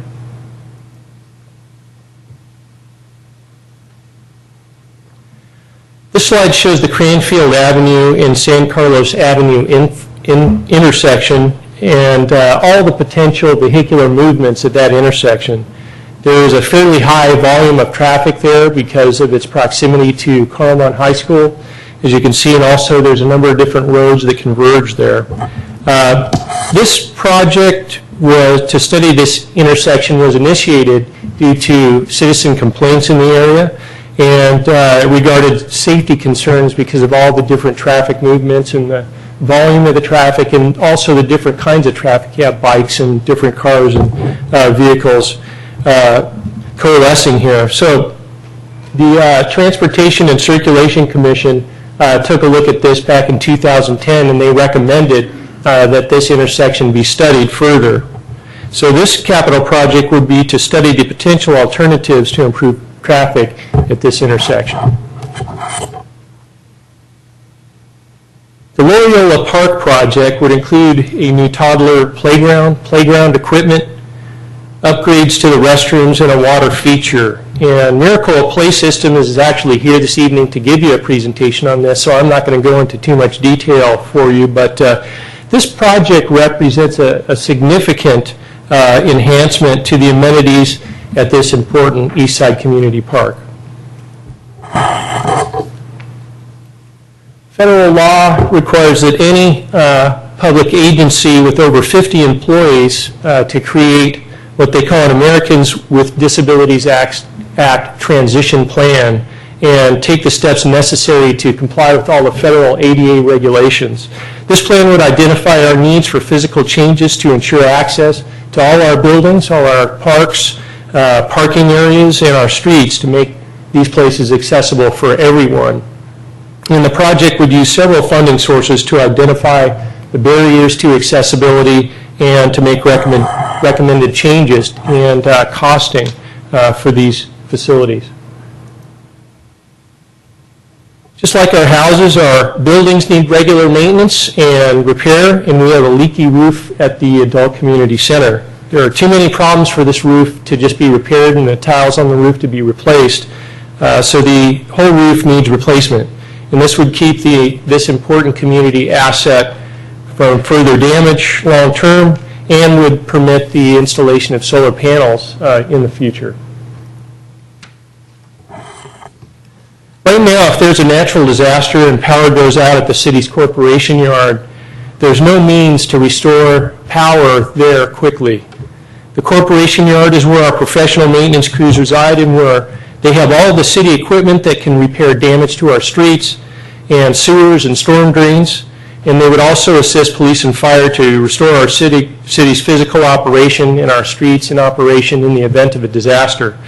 So also, if the City Hall, for some reason, our Emergency Operations Center was inoperable at City Hall, this would be a secondary location for an Emergency Operations Center. And while it's not a glamorous-looking machine, the generator is imperative so that the corporation yard has the power to maintain disaster operations in that scenario. We currently don't have a comprehensive inventory of all 16 of our city buildings, and the project proposes to prepare a study for our building structural fitness, the mechanical equipment, electrical systems, and exterior finishes. So the facilities master plan would identify problems and prioritize fixes for future repairs and maintenance. The Burton Park Phase 2 project would be the beginning of a significant improvement to one of our most widely used and popular parks. This is a start to study and plan for exciting new amenities such as a performance stage, bocce ball courts, basketball court renovation, and landscaping. And this is a good start to this important project. The Hawley Street at 101 interchange project is the city's most ambitious and critical traffic improvement project in many years and into the future. And the intent of this project is to relieve traffic congestion on Hawley Street and to improve flows on and off of US 101. The project would provide additional capacity, improve safety, and assist traffic flow from many of our largest employers.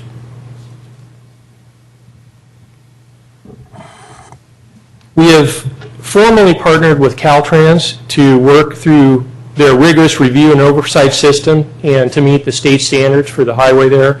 Once we have what they call a project study report, we would be able to get a handle on the costs and move closer to potential construction of this project.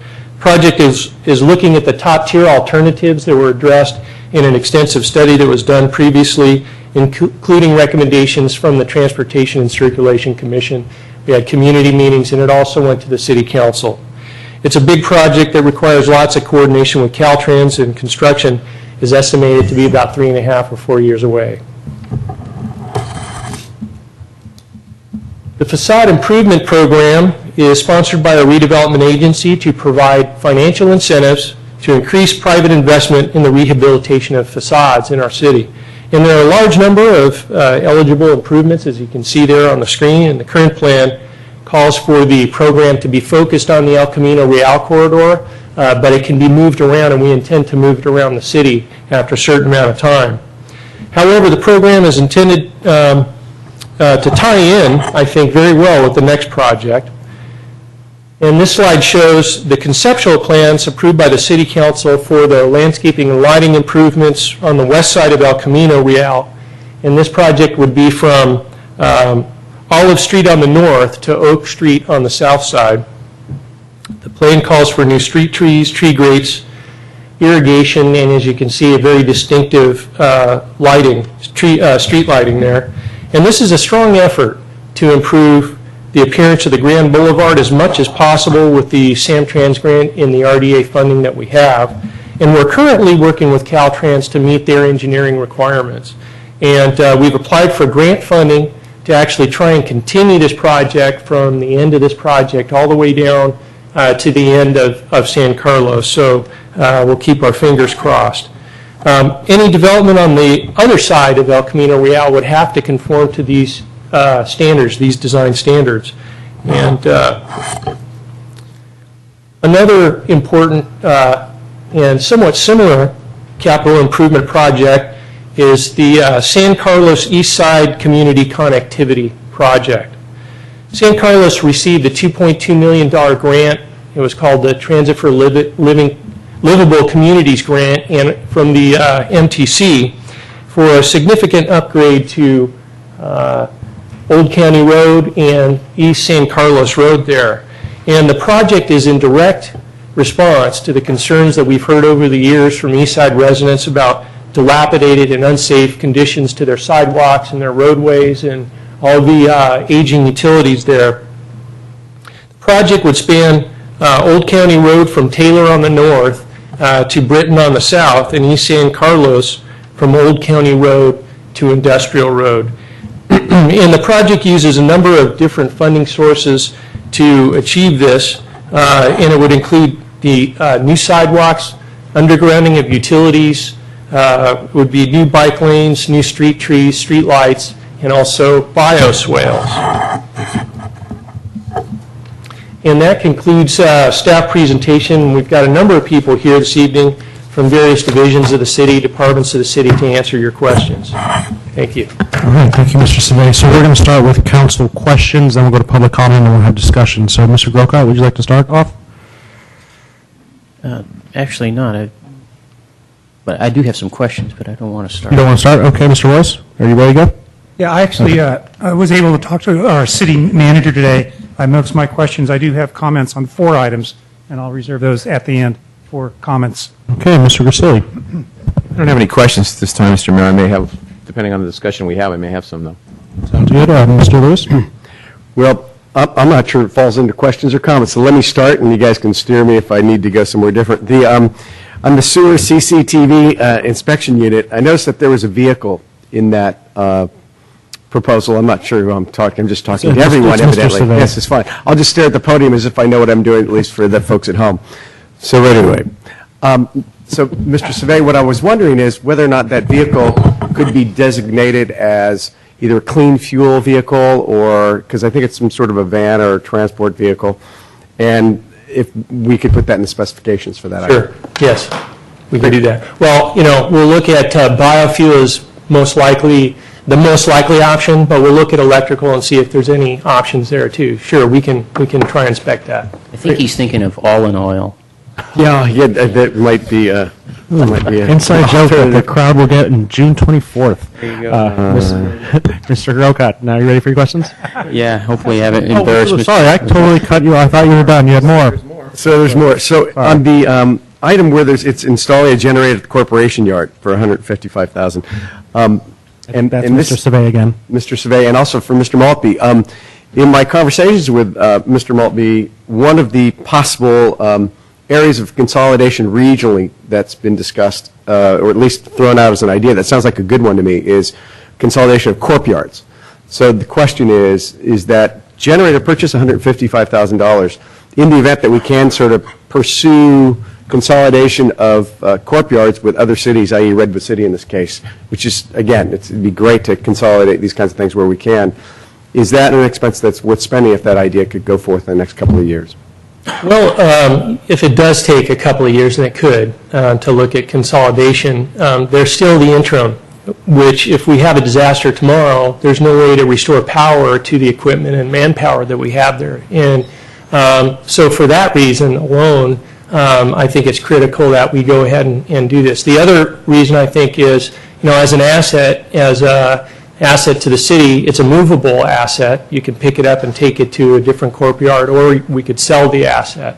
So I think that in any of those scenarios, it's important to kind of do it now, and then we have it, we can sell it, move it. Great. Thank you very much. And then the only other question, this is sort of for Park and Rec staff. I think I don't see Mr. Long here. And I guess I wanted to be sure. Guy is here. Guy, I'm sorry. I just wanted to be sure that in a lot of these projects, I didn't have an opportunity this week to look at the Park and Rec's master plan. And I guess I wanted to be sure that all of these were falling in priority order with what's in the Park and Rec master plan. And I will say that I'm really pleased, and I want to make sure everybody hears this part of it, because the second part of it you guys are going to, but I'm really pleased that we're funding playgrounds and a lot of these different things, and it feels like we're finally able to make a comprehensive movement on quality of life things like the Park and Rec stuff, and I think it's fantastic. The only concern I have is that, as I think a lot of people know, we've spent a good portion of the last 10 years with exhaustive athletic field study, and one of my interests is not that we have to redo all of that hard and good work that's still existing. And I don't see anything in the next like 3 or 4 years that's either putting reserves toward replacement of athletic field or anything like that in here. And my only concern is, as I think in the field study, if I'm not mistaken, we identified about 4 or 5 that are going to need substantial either irrigation or turf repair or turf replacement. And I just want to be sure that, I was wondering, overall, priority-wise, I know it's been a priority to have that live alongside these other things. And again, I'm really pleased we're doing everything, but I'm just wondering if we do have a little bit of a miss in here as far as we may have a major $500,000, $1 million project in the next 2 or 3 years that has been previously identified. With the installation of the synthetic turf at Highlands, we instigated a fee for the user groups to replace that field or any other field. So we are building up a fund for exactly that replacement you're talking about. Okay. Well, that's great to know. It'd be good, I think, if we can get maybe some sort of an idea what that accrual is, and if there's going to be an expenditure in that regard, that we're at least aware of it so we know that it's on pace and on some sort of a schedule. So we're and I don't know if that'd be appropriate to be reflected in here or not, but I'll leave it to staff. But it's just important that everybody knows that also comprehensive part of the plan. And one more question. Cedar Park renovation is $750,000, which is a big renovation. Yes. Is there, I guess I always want to be sure when we're upgrading our smaller parks that we're using a priority on the number right. That's a big number, and we have a lot of needs in all of our parks. Has that been sort of vetted with design and been vetted by the Park and Rec Commission at this point? It has not. It did come out of the master plan as a top priority, as there's nothing really there at Cedar Park. Great. Well, I'll leave it to the commission and staff to vet the process. And thanks very much. Thank you. Thank you, Mr. Wallace. Mr. Grocott. Okay, thank you. Couple of questions. One is has to do with the Adult Community Center, and it was mentioned about solar panels going on that roof possibly in the future. So my question was if there was any consideration of doing the solar panels at the time of the re-roofing, and secondly, if staff had considered perhaps approaching some of these solar companies and doing a demonstration project, since it is in our downtown. I know we did solar panels at the Courtyard, but that's, where no one knows where that is. I mean, I know, but not everybody knows. Whereas the ACC is right here on San Carlos Avenue. Folks can see it. A company might be interested in doing a demonstration project with us because it is so visible. I think it's a great idea. We have not discussed that at this point. But with the tile roof there that exists now, that wasn't even an option. Now that we are going to a roof that would allow that, it's something we'd certainly look into. Very good. Okay, thank you on that. The other question I had has to do with the generator that was mentioned for the Courtyard, and I was thinking the same thing Mr. Lewis was, that I know there's been talk amongst the council at our strategic planning and so forth about the possibility of looking at handshaking with other communities on corporation yards, and sort of put something into that may not be there 5 years down the road. I understand your answer, but I want whoever would Mr. Savay. that, I'd like to pull you up here again because a couple things I want to understand.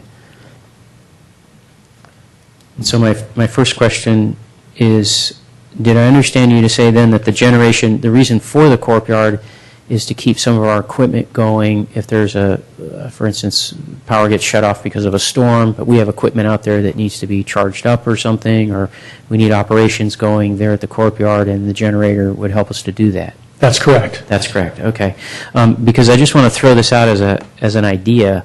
Perhaps we don't want to take this on now, but the other two places in town that I think of where we might consider generators, backup generators for emergency purposes and for the community is, I think we have one here already, correct? But the other two locations I think of that are known to the community is the youth center, and the other is Loyola Park for those who live on the east side. And I'll give you an example of what I'm thinking of is there are sometimes power outages when we have a heat wave. And I know I've seen in some communities where they open up things like a youth center and have the air conditioning on, especially for elderly who, get themselves in a health issue when there's a heat wave like that and they can't get to air conditioning.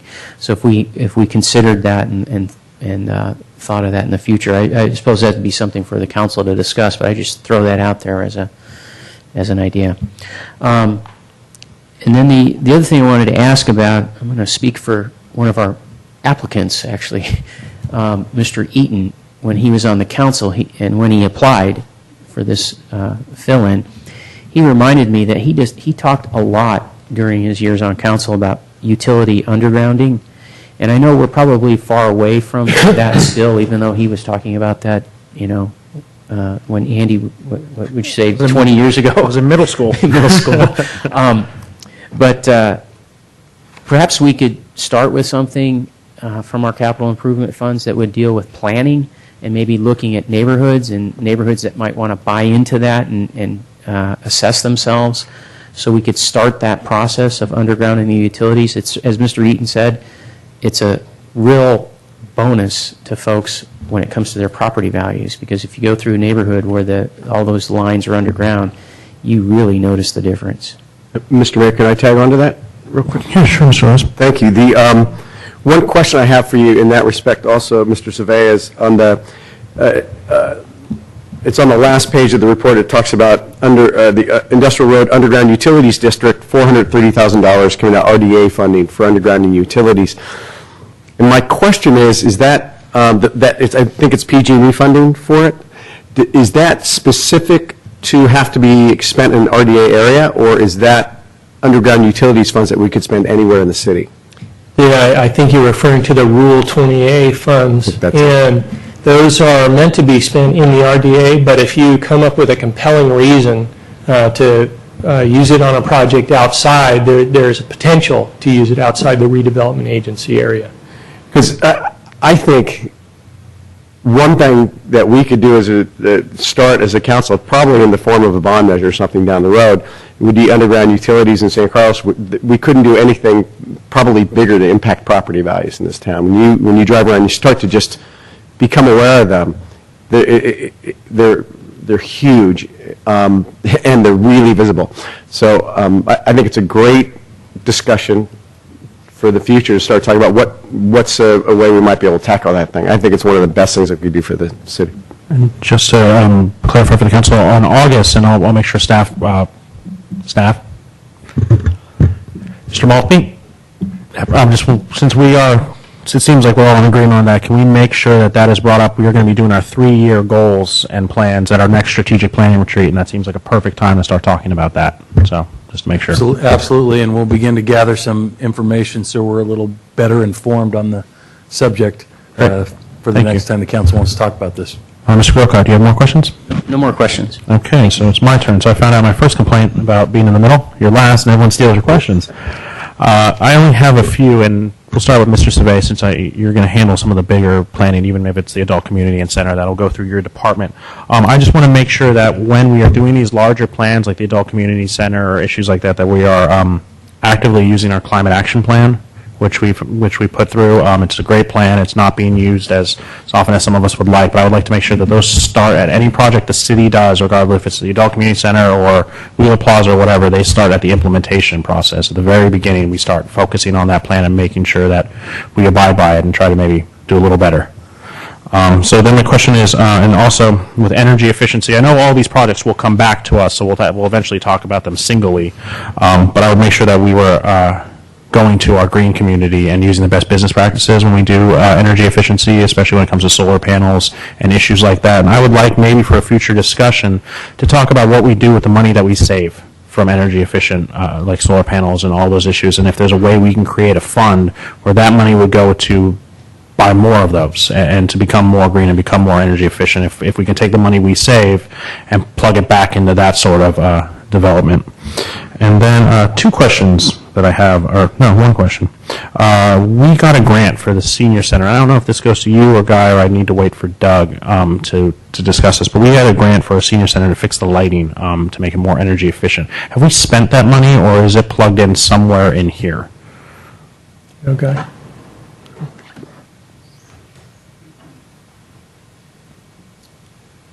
We have not spent that money. Last I know that it was going to engineering department, and he was finalizing the allocation to us. Okay, so we'll see that at some point coming forward in the future. Yes. Okay, great. Thank you, Guy. That's all the questions I have. I have some comments for discussion. So we will go to public comments. We're going to start. We have Suzanne Emerson, followed by Pat Bell, who I do not see, and those are the only two speaker slips I have for this item. So, Suzanne, you have 2 minutes. Suzanne Emerson of San Carlos for San Carlos Green. I thank Mayor Klein for already raising the issue of the climate action plan and our general plan, including the requirement that major remodels to government agency buildings comply with relevant green building standards. And so we look forward to seeing the energy efficiency, water conservation, resource conservation aspects of these remodels programs that have been discussed today.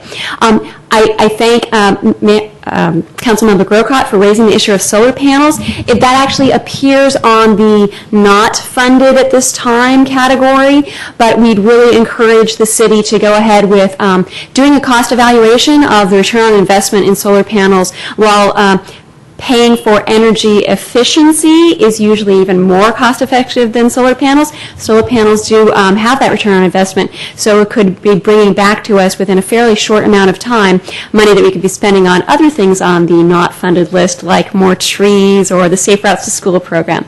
There are currently some bulk purchase programs that municipalities are going together on to get large amounts of solar panels onto multiple municipal buildings. Also, a low-interest loan, I think is 3% program just recently came out. So there is maybe a good time to get a good return on our investment. Thank you. Thank you, Ms. Emerson. We have, Pat Bell is not here, but I see Bonnie McClure is coming to the podium. So you have 2 minutes, Bonnie. Thank you. 2 items. Today, on the internet, I received a notice from Sustainable San Mateo County, and they're advertising their program with a subcontractor that's a solar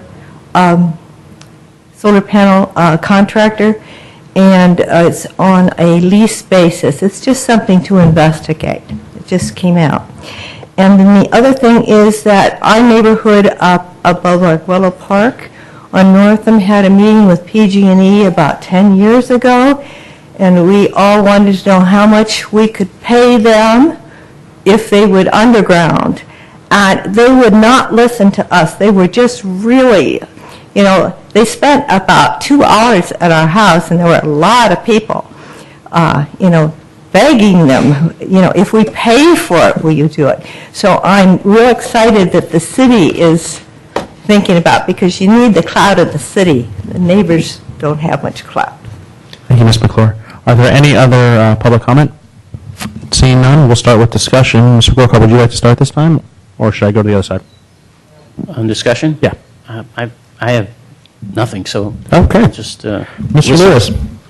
Well, just when we're talking about the solar panels for the Adult Community Center, The other thing we can do, even if we don't put in the panels, we can prepare that roof for the installation of the panels, which would be lesser expense to start with, but much easier when we came upon the funding. So the other half step would be just to sort of prep those. So I'd leave that to staff to consider as well. Go ahead, Brian. Can I comment a bit on that? A year ago, before we launched into our budget balancing project, we were working with joint venture Silicon Valley's Climate Protection Group on the group solar purchase program that I believe Suzanne was talking about earlier. And we have had some discussion with them on that. What that is what they call a power purchase agreement, or a PPA. And the way it works is that a vendor or vendors come out and evaluate which buildings are appropriate for solar. I think, as Guy indicated, both the City Hall building and the ACC initially were not viewed as candidates because of the type of roofing material used. If it's changed, as Guy indicated, that might change. It's also a function of where the trees are and that sort of thing. But if the buildings are candidates, what happens is the vendors, in many cases, will put in the systems in exchange for getting the savings paid back over a period of time. So we're still very interested in that program, and I think that as staff bandwidth improves later in the year, once we've finished the budget balancing work, that's very possible, and it may need a minor appropriation, but not a full-blown appropriation as I think the council's envisioning. Okay, thank you, Mr. Moore. Mr. Lewis.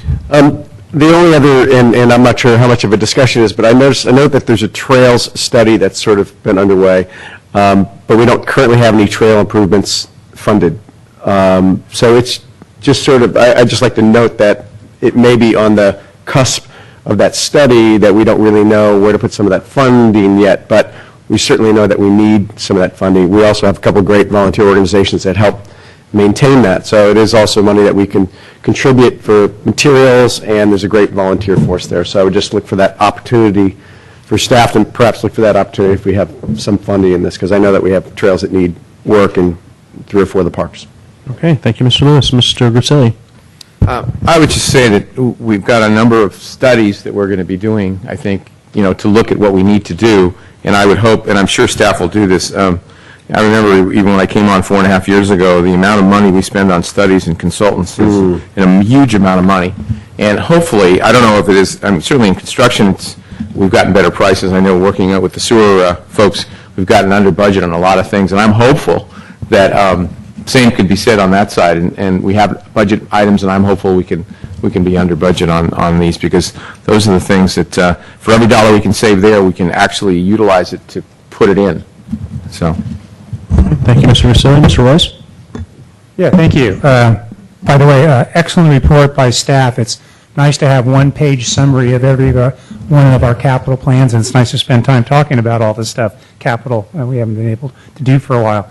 So I have just 4 items. The first and the last may have some impact on whether or not we should be approving dollars or not, and the middle 2 items kind of deal more with our scope and our process to make sure we think about these things and the topics.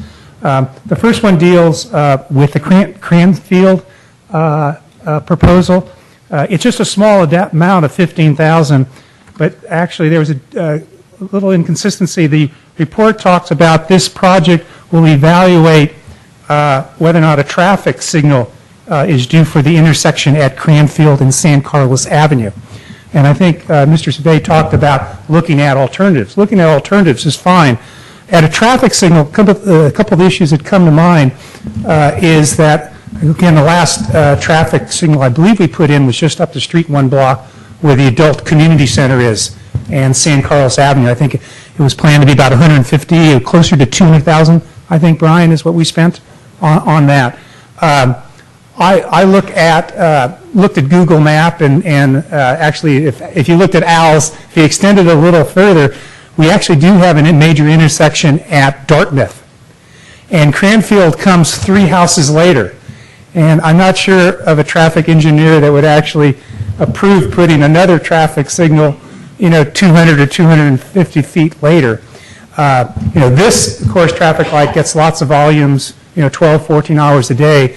There are, I counted, I think there's about a dozen homes at Cranfield. So my concern is spending $15,000, but we're actually looking at spending $200,000.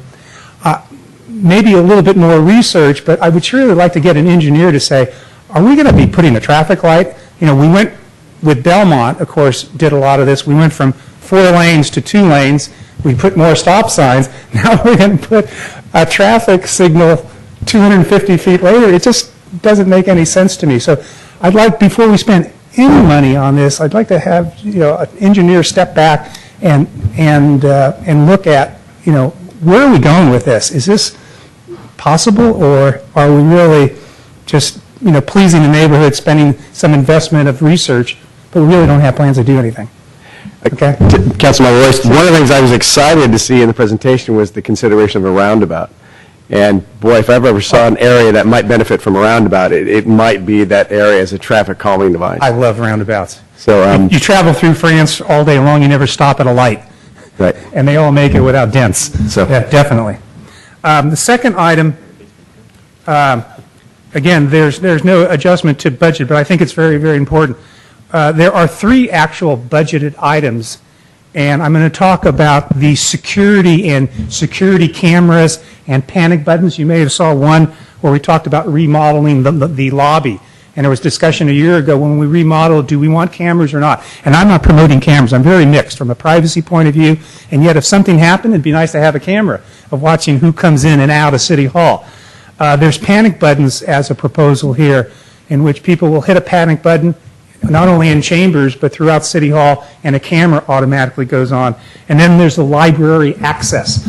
I'm just asking staff to kind of coordinate and come up with you know, work with your employees, see what other city halls are doing, and having some consistency and standard plans on how we manage security, whether or not it includes cameras or not, in each of these 3 capital areas.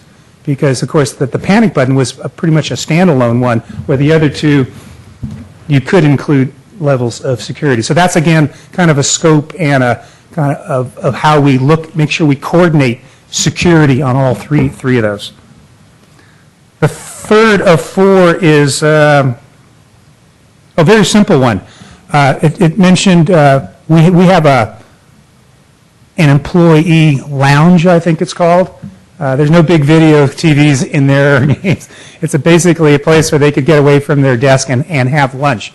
I think there's an opportunity. When I think about eating, I also think about exercising. The old police station has a workout room. And I think about lunch, I think about exercise, and I think about really taking care of our employees, really giving them the best they can have in our facilities, coordinating those. Should the lunchroom be next to the existing exercise room or vice versa? You know, we're looking at subleasing some of that space. Should the lunchroom have a view versus now it doesn't? Again, coordinating, adding on exercise with the lunchroom and make the best bang for the buck to make it a pleasant place and give our employees some options to both have lunch and exercise, or maybe just exercise and eat an apple or whatever. And then the last one is, I think, the most important one because it does impact dollars. And the last comment is, and Al had a page, Mr. Savay had a page on it. He talked about the 101 Holly exchange. And this is actually, there's another part of a capital that actually talks about not only at the freeway where the roundabouts are, but backing up through Holly, staging at Industrial and Holly. This whole project talks about $10 million, and it's probably 8 or 10 years worth of work. And I feel that as a council, I want to make sure that we have visibility, and we spend some time talking about this. I think it's very important because it's a gateway to our city, northbound, or getting out of Holly.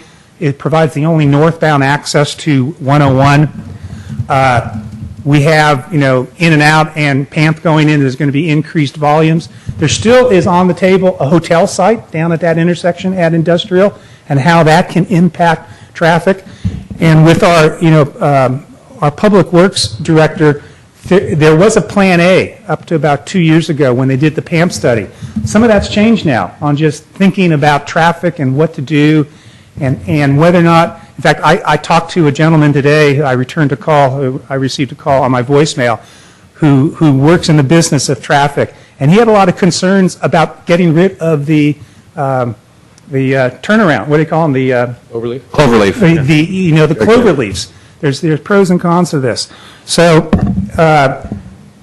again, we are, from approving this thing, I just want to make sure with everything going on. In fact, another item, bicycles. Our prior Public Works Director, one of the questions I asked him in our last presentation on this was, well, it's very expensive. I think it was almost $2 or $3 million just to provide bicycle access across Holly, and yet it's very critical. And I asked the question, well, have we talked to Redwood Shores or Redwood City? They're the other half of that bike lane. And he said, no, that's a good idea. So there's just a lot of, I think, thinking with the experts, and I think our involvement in planning this key, I won't call it intersection, I call it a key part of our city that starts San Carlos. I'll get off the soapbox a little bit, but I really do think on this item I want visibility and I want involvement from all of us. All right, thank you, Mr. Royce. Mr. Grocott. Since we are, discussing and it's a study session, I wanted to segue a little bit on what Mr. Royce was talking about, the 101 Holly interchange. And myself, with that project, there's a couple things that I think are really important. One is, like it or not, Holly is our gateway to the 101. And I think just like we did when we did the grade separation, we went a little extra and did something that looked nice and fit with our community and the architecture of our community. And I think when we do the 101 interchange in the future, to do the same thing, so it doesn't just look like an ordinary interchange, that it really says something, that this is San Carlos, this is our front door, and welcome to our community. And going along with that, I think something that needs to be given some thought, in addition to the infrastructure itself, the hardscape, if you will, is the softscape. Currently, it's just run over with, oleander bushes and I think some, what are those big weeds that we got from Australia? Anyways, those big trees. Eucalyptus, yeah. And so looking at that intersection also in terms of a unified landscape plan, introducing trees on both sides. And part of that, I know you said it's Redwood Shores, but part of that interchange, it's a little confusing what's San Carlos, what isn't. But for the part that we is incorporated into our city, we should look at the softscape. And if we could work with Redwood City on their portion, I think we should do that as well. And the last part is what you had mentioned about the bicycles, and it's true. If you look at Redwood Shores, it's a very bike-friendly area. When they put that in, they put in bike lanes on almost all the major streets and thoroughfares over there. And the shame is that it's very unsafe currently to use Holly Street as a crossover. However, and I know our former city engineer, public works director, was looking at a design that incorporated the bicycle paths. I'm not convinced it's necessarily the best solution, and I think it's a draft plan at this point.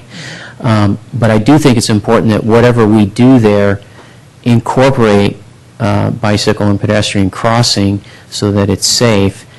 What I would hate to see done is what Belmont ended up with, which is a individual flyover that's just for bikes and pedestrians. I can tell you from sitting on BPAC, we turned that project down, and primarily because to come off the ground and go over a freeway just for bicycle pedestrian is hugely expensive. It eats up a lot of money, and instead, if you can incorporate it into the bridge that's being built for automobiles and trucks and so forth, that's a much better way to go. Thank you, Mr. Grocott. So I don't have as many comments because, again, my council members have taken most of them from me, and it's a great little discussion we're having here. A couple things. I actually do have one follow-up question from Ms. Mendenhall. With the panic buttons that you were discussing, do we have panic buttons in our other centers, like the youth center and the adult community center? No. Is that something we're going to look at? Because those are two centers where we have our most at-risk populations. Yes, we can look at those. Okay, that was just something that came up. I thought if we're going to have panic buttons anywhere, if we're going to have them here, we should have them there as well. Okay, that's my only question. So then when it comes to discussion, I agree with pretty much everything that's been said.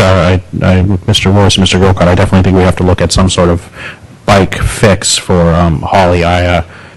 Two things in here that made me think about that is I drive my dog to the dog park in Redwood Shores, and you notice the change immediately the minute you get into Redwood Shores, and it's a large boulevard, and it's a lot more bike traffic, and it's a lot more accessible for everyone. And I also like how there's funding continuing for the dog park in here, so I don't have to go to Redwood Shores to take my dog to the dog park. It'd be nice to stay in town. But I definitely agree with you, with the two of you on that, and pretty much with everything else that's being said. I think we have a chance now that we've pulled out of this budget mess to really get into our capital improvement projects and really do some great stuff for the community that I think the community is going to notice very quickly and start to recognize that we are starting to fix a lot of our ongoing issues. I think we have a chance to be a leader when it comes to going green, doing solar panels. I don't think just the Adult Community Center. I mentioned it before when Burton Park Phase 2 got initially presented to us. If we're going to build a stage, I think we have to have the roof be solar panels to pay for the lighting of the stage and possibly the basketball courts and the tennis courts as well. So I think we have a really good chance. And so the public knows we're not just taking this and saying, that's it, that's the last time we're going to talk about this. All of these things will come back to us for much longer discussions per item. So that's when you'll hear more of these intricate details come out. So I really don't have anything else to say. If we just need to accept this report, correct, Mr. Maltby? This was a study session for the purpose of providing staff with direction on preparing the capital budget, which will come back to you in a couple of weeks as part of the budget adoption. I think we've gotten all the feedback we need this evening from you. I'm comfortable that we're on the right track with the capital budget, and we'll bring it forward to you for adoption. All right, thank you, Mr. Maltby. So with that, we will move on to item 11A. So unfinished business, we need to approve amendments to the city's strategic plan and 6-month objective matrix. Ms. Mendenhall.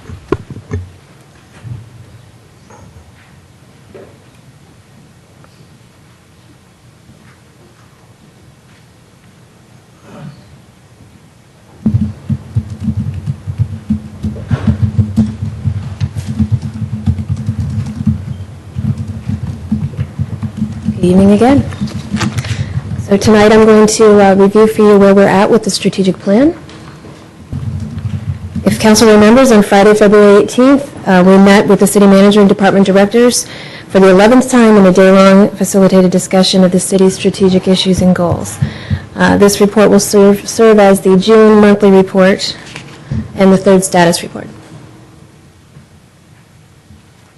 So there are 5 requested revisions this month. There's been one that's been added after the staff report was distributed.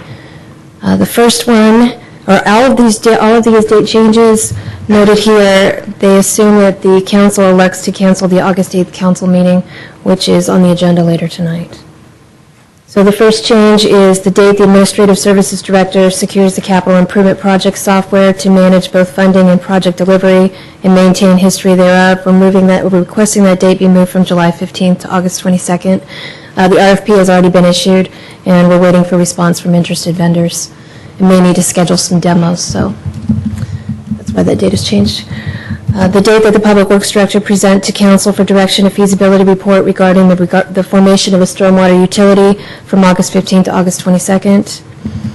The date the Administrative Services Director investigate website redesign and enhancements and recommend options to the City Council in conjunction with city's marketing and branding and business retention and attraction project. We're moving that from August 15th to August 22nd. This was also just discussed as part of the capital budget. The date the city manager present to council a review of the customer service policy, moving that from August 15th to August 22nd. And the one that was added this evening is the date the assistant city manager present to council the pros and cons of a plastic bag and styrofoam ban, from June 15th to August 22nd. So as noted in your staff report, there's 14 objectives that have been completed. This is a list, and the details are also in the staff report. I'm just going to quickly flip through the pages here.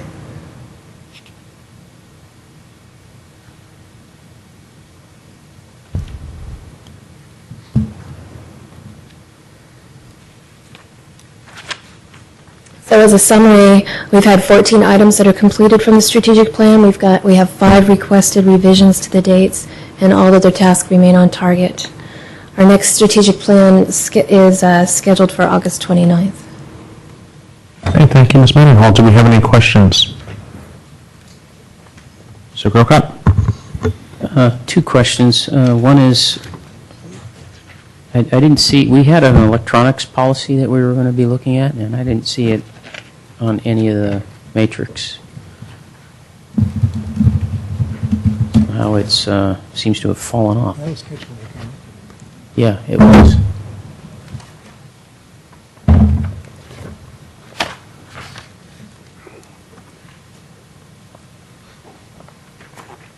I'll have to look into that.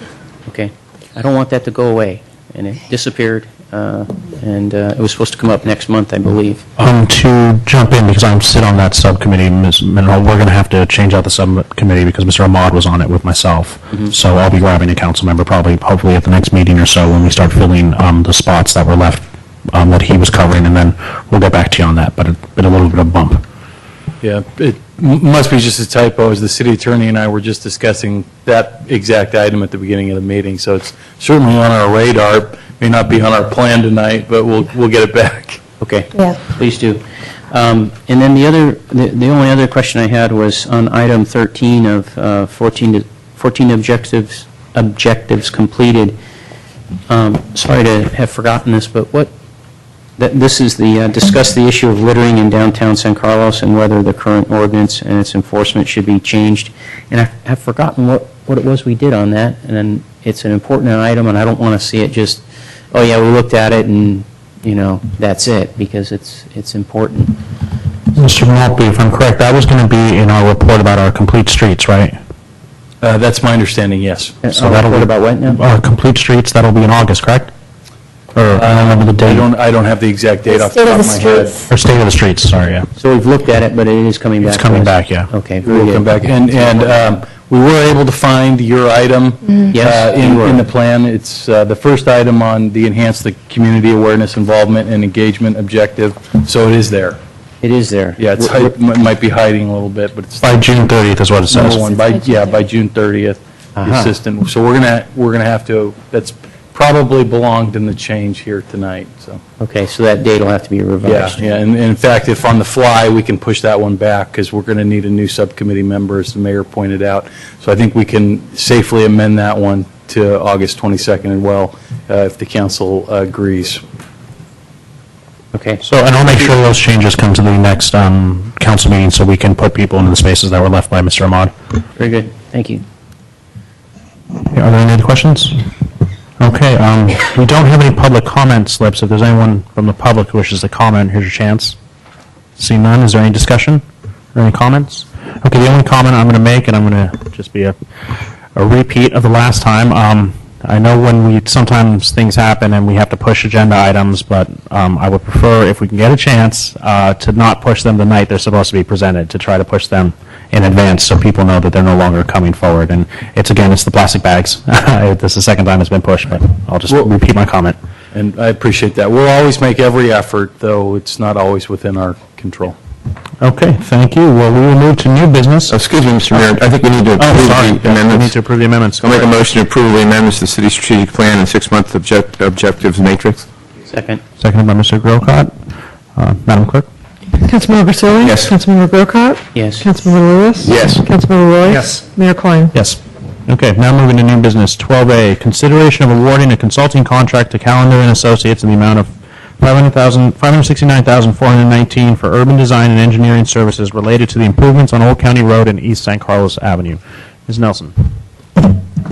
Good evening, Mayor and Council. Well, I'm happy after the discussion on the CIP to present to you one of those projects that we will move forward on and have significant change in a part of the community that hasn't seen this kind of change in a while. Tonight we are asking you to approve an award of contract for design and engineering services to Callender and Associates to move forward on the project that Mr. Savay talked about, the East Side Connectivity project, which I'll go over a little bit. He showed a number of the slides, but I'll do this a little bit too. It's 1.9 miles of the stretch of Old County Road and about 0.27 miles of East San Carlos between Old County Road and Industrial. It includes contiguous sidewalks, pedestrian bulb outs, curb ramps at the corners, widening sidewalks to 7 feet, decorative pavement at the crosswalks, new trees, there aren't any right now, decorative street lights, planting areas for stormwater treatment, and that's particularly between Old County Road and the tracks on the Old County Road frontage and on the north side of East San Carlos Avenue. Utility undergrounding, so you will be using all of your utility undergrounding fund. We're asking you to do that with this project. That fund does replenish itself, but at this point we'd like you to designate it for this project. Bike Boulevard on East San Carlos Avenue, and that will join bike improvements to be made to Old County Road with those that are on Industrial, and traffic signal at Industrial Road. So as background, just as a reminder, the Metropolitan Transportation Commission announced availability of transportation for livable communities funds. This comes out of a Caltrans project. And in April last year, you directed us to go forward with applying for the grant. Very soon after that, staff and neighbors conducted a walk audit. We went out and actually looked at the things that ought to be in the grant application to make the neighborhood better. And in July last year, MTC awarded you $2.21 million. Since that time, we've been working with Caltrans to get the environmental clearance, and most recently an RF request for qualifications process, followed by a request for proposals process. And we conducted interviews and negotiated with Callender and Associates and actually used the neighborhood and business steering committee to work with us. That selection committee recommends that you approve this contract. The selection committee, besides city staff, included Dimitri Vandelos of the East San Carlos, Greater East San Carlos neighborhood, Scott Campert, who represented the chamber and the business community on Old County Road, and Tony Pinero of the Transportation and Circulation Commission. So now I'm just going to show you some of the graphics. This is at Sylvan and Old County Road. Here would be a bulb out with stormwater treatment and planting. And I want to just show you the walk audit. And we did this last April. And I know Sam is in the audience. And his two daughters also came along with us on that walk audit. So we got the perspective of what would it take for the kids to be using this road and use the Arroyo undercrossing and get to the west side of the community, or use the undercrossing at the train station. So the child perspective was really enlightening to us. Then Old County Road at Commercial, I just want to show you this one, that we will be improving the crosswalk. And in this area is the Arroyo undercrossing, which was a lovely design implemented with the grade crossing. Either side of that design, however, kind of lacks the connectivity to get to and from places. Old County Road at the train depot is a big part of this project. There will be a shuttle and passenger drop-off. There'll be a lighted pedestrian in the pavement lighted crosswalk, and then of course the street trees, and I just want to show you some of the graphics here. There's a view which shows looking up San Carlos Avenue and this new crosswalk lit. Looking south from this same location down Old County Road, this is kind of the existing condition. The bikes sort of take matters into their own safety. There's parking, there's 2 travel lanes. This very narrow sidewalk, it's actually 5.5 feet, but with the telephone poles in the middle of it, It's about 2. So our image here still shows the overhead utilities in place, but those will be undergrounded as a companion to this project. And there will be dedicated sharrows and narrowing of the travel lanes. East San Carlos Avenue at Industrial intersection, which is up here, there'll be a pedestrian activated intersection. On this on the north side will be a stormwater treatment. We won't be undergrounding on East San Carlos. This is back of fences from most people's houses, and we did not have the money to underground, but we will improve it with stormwater treatment. On the south side will be tree wells and new sidewalk. So this is kind of the existing condition looking down East San Carlos Avenue towards Industrial. You can see it's lots going on there with traffic and parking and no sidewalk and bikes. And once again, we would be putting sidewalks in this location and then these tree wells, and this would be the stormwater treatment area.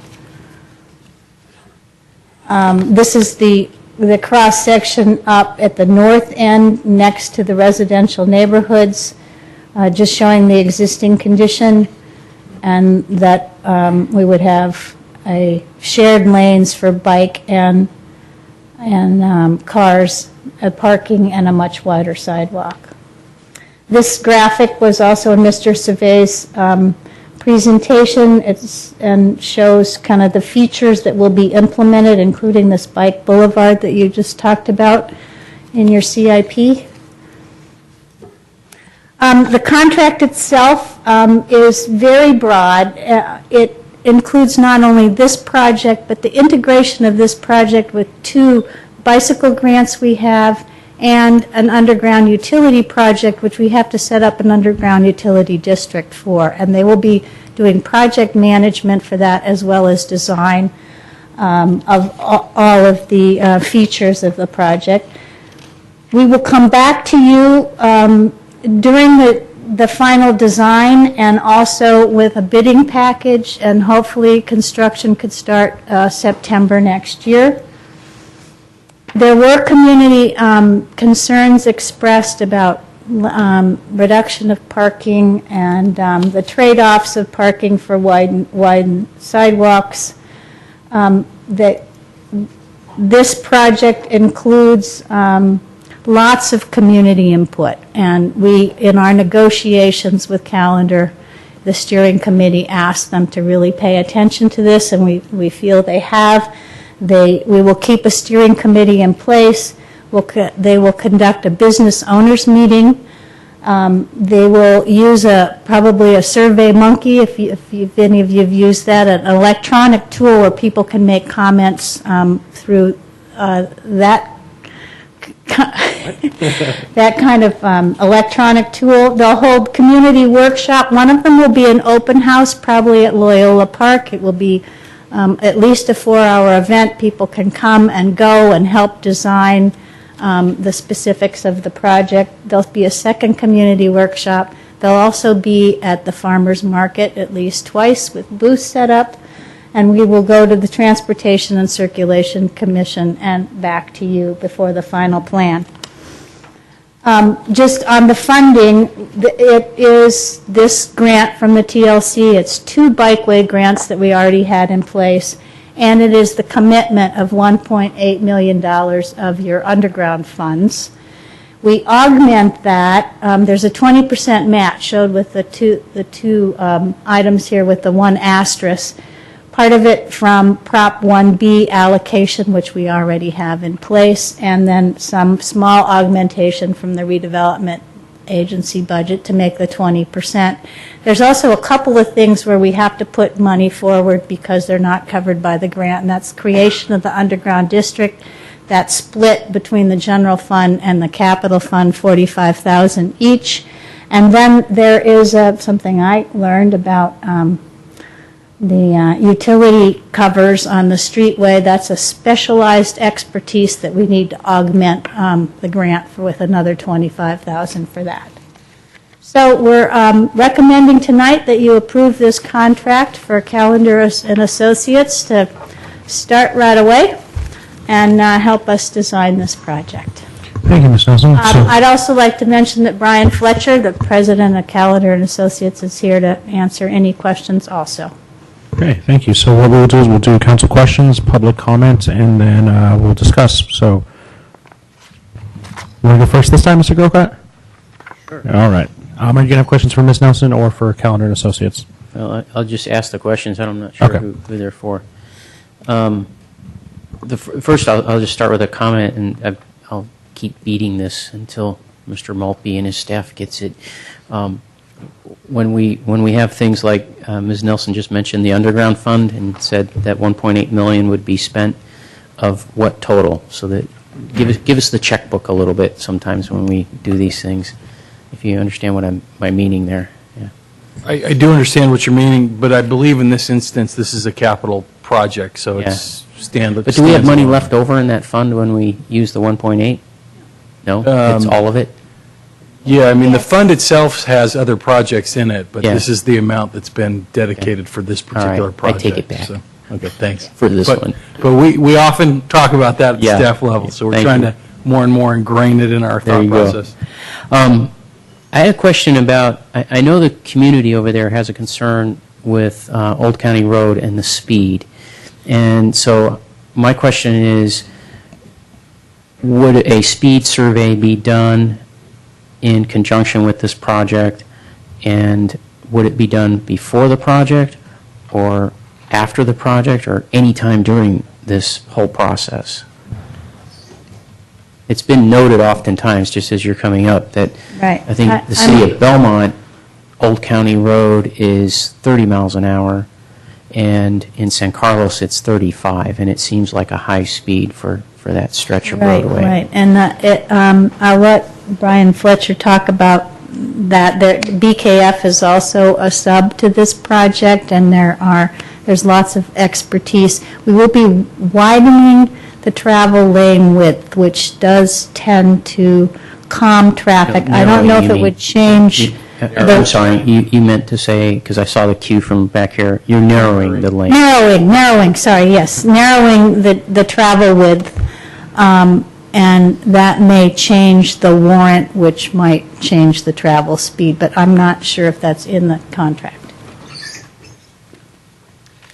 The other key consultant to mention is Hexagon Traffic Engineers, who also prepared an analysis of bike lanes along the entire corridor. So we do have that expertise available into that, although there wasn't a specific speed study or analysis that was part of the scope.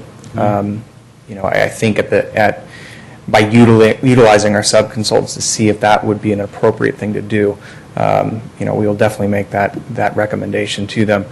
Just like Deborah mentioned, there are going to be several improvements incorporated into this that actually work to calm traffic, namely reduction of traffic lanes, additional of bike lane striping, as well as sharrow striping within the shared lanes work to that. There's going to be a number of areas at intersections that we're adding bulb outs that will extend the curb into the parking lanes.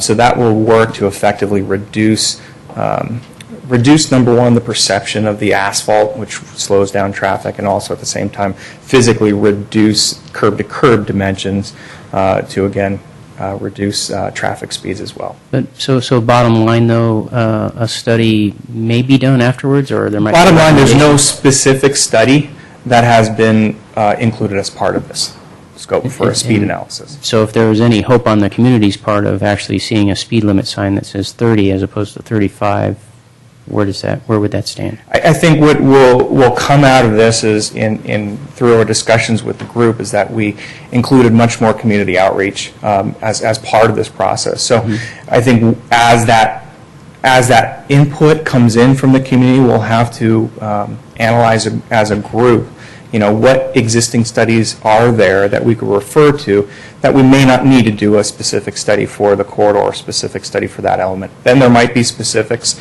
that we may need to, and we'll make the recommendations at staff at that time if that input does come in from the community. If I can jump in here just a second and maybe add a little clarity. I think in my experience with these types of projects where we do anticipate some of the features resulting in traffic calming, it might be a good idea to do a traffic study at the end of the project. After those, as you're aware, the studies will dictate within 5 miles an hour plus or minus what speed limits are. So if we have an anticipation that the improvements here could result in calming the traffic, some of the results we may see from a study afterwards could result in a lower speed limit for that particular street. So we might recommend bringing that back next year as part of the CIP if you'd like to see that. And I saw a lot of heads nodding up there about that. So I anticipate that that's a study that we have to do every 3 to 5 years anyway. So. Okay. My other question had to do with, and this may not apply because I'm not sure what the extent of the project is, how far down we're going on Old County Road when we're going north. But I know currently I drive that way all the time because I take my son to Twin Dragon, the Kung Fu place. And we don't bike, by the way, because it feels so unsafe to ride bicycles down there. But as you get further down, more north, it seems like the pavement, you're at one level when you're up against the rail corridor, and you're at another level when you're at the residences, and there's like a fold in the street. And that also tends to force vehicles over one direction towards the sidewalk, if you will. It just seems very unsafe, and I don't know if this project will be addressing any of those pavement concerns or not. I want to add to that also your question there, and then Brian can speak to. You probably also go across those railroad spur tracks. Yes. And yes. Part of the project does see those being taken out as well. And then have Brian respond to the repaving that happens after the improvements are put in. As part of this project, there is a pavement rehabilitation plan and study. We also have a geotechnical engineer that is part of the team to evaluate the existing cross-section of the street, to do borings to find out what happens as the crown of the road ends up after you resurface and resurface and resurface. It gets a little exaggerated. So that will be part of the study. Very good. Thank you. And those are all my questions. Thank you, Mr. Grocott. Mr. Royce? No questions. Mr. Russilli? No questions. Mr. Lewis? And I have no questions either, so we will go to public comments. Seeing none, I'm seeing a big thumbs up from Mr. Hertzberg, so thank you. We'll note that. Are there any comments for discussion? Nice job on it. Looks great. Okay, well, seeing everyone's pretty content with this, can we have a motion? Mr. Mayor, I would make sure your motion includes authority for the city manager to sign the agreement. Okay, so whoever gives a motion, I hope you heard that. Mr. Mayor, I'll make a motion to award a consulting contract to Calendar & Associates in the amount of $569,419 for urban design and engineering services related to the improvements on Old County Road and East San Carlos Avenue, and authorize the city manager to sign such a document. I'll second that. Okay, seeing no further discussion, Madam Clerk? Councilmember Grisilli? Yes. Councilmember Grocott? Yes. Councilmember Lewis? Yes. Councilmember Royce? Yes. Mayor Klein? Yes. Okay, moving on to item 12B. This is acceptance of preliminary site plans and transaction term sheet for potential development of Wheeler Plaza property, generally bounded by San Carlos Avenue and Walnut, Cherry, and Laurel Streets. Authorization to prepare a disposition and development agreement and environmental review document to form a Laurel Plaza Advisory Committee and to release a request for proposals for development of Laurel Plaza. And then we have a BI that we'll get to as well. Yeah.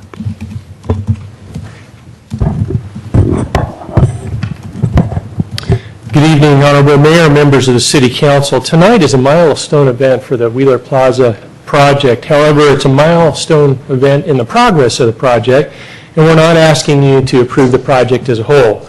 Rather, we're recommending that the project proceed on its path Tonight's discussion does not include the architectural part of the project, but it does include the general layout of the site plans and the development parameters of the project.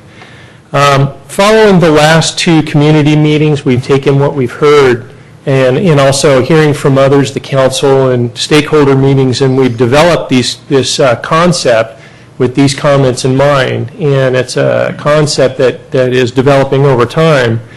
I'd like to make a few introductions this evening. John McMorrow, the president of Silverstone Communities, is here in the audience. He's here to answer any questions. We also have Mark Swickey, is the city's economic development and housing manager, and we have Frank Spevacek with RSG Group. He's our economist, and I'm going to ask him to help me with this presentation tonight when we get to market support, public investment, fiscal impacts. So this is what you see on the screen this evening is our agenda, and we're going to talk about the project from a number of different angles. What I thought I would start with is a discussion about how the project site fits in with the greater downtown area. And this red line represents the historic retail core of the downtown, which is the 600 through 800 blocks of downtown. And you see Laurel Street here. San Carlos Avenue is located here. It goes through the first two blocks from El Camino Real.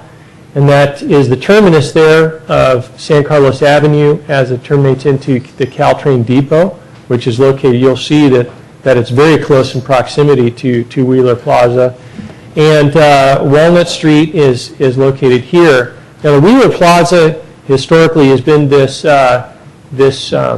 parking lot that's used by the public and for patrons of the downtown. Here's a closer look at the Wheeler Plaza location. The property that we've assembled is about 2.3 acres. And the city has assembled the property over the year. And when I say assembly, I mean we have purchased property through the redevelopment agency. The last purchase was the Foodville site, which is located here. The property before that, what we call the furniture site at 1245. And then these are small retail commercial buildings here, and then an apartment building located here. So the city has assembled these parcels over the year to make this project work. I thought that I would include a slide showing the surrounding buildings and streets to give you a feeling of the scale and the massing of the buildings in the area. And of note is that some of the buildings are 3 or 4 stories in height. This is located on Cherry Street. As you can see, in contrast to the downtown Laurel Street, where we have 1- and 2-story buildings, Samtrans building across the street, and then Pacific Hacienda, which is 4 stories across the street from there. And this is the location at San Carlos Avenue and Walnut Street. So why a Wheeler Plaza project in the first place? And I'm just going to give you a brief history. Well, ideas for the Wheeler Plaza project have been around, I think, since the late 90s is the first time I saw it. And it came out of a Citizens Advisory Committee that was looking at downtown parking. It was mentioned in that report. They said, well, we should at least look at mixed-use development at the Wheeler Plaza site. The city began then acquiring properties in anticipation of a future development. The most recent economic development plan noted in 2007 that Wheeler Plaza is one of the top 5 economic development objectives in the city of San Carlos. In 2009, we had a community meeting to get feedback, and this is well before we even put pen to paper. There were no designs at that time. We went to the community and basically talked about the idea and solicited comments, and the developer did interviews with the retail merchants in the area and a lot of other people in the community. Again, we made further acquisitions that I mentioned there, and we had our latest and a pretty well-attended community meeting back in May. And we've posted the comments that we had in May on our city website. So why do cities support downtown mixed-use development in the first place? And I think the answer is that what we've seen over the past decades is that people's personal preferences have changed in terms of their lifestyle options and what people want. And downtown mixed-use development projects contain just as I said, a mix of projects. You'll have retail, commercial on the ground floor, restaurants. Above that, you may have offices or condominiums or apartments. And what our research shows is that the San Mateo County home buyer, and in particular the San Carlos population's profile and lifestyle has changed over the last decade.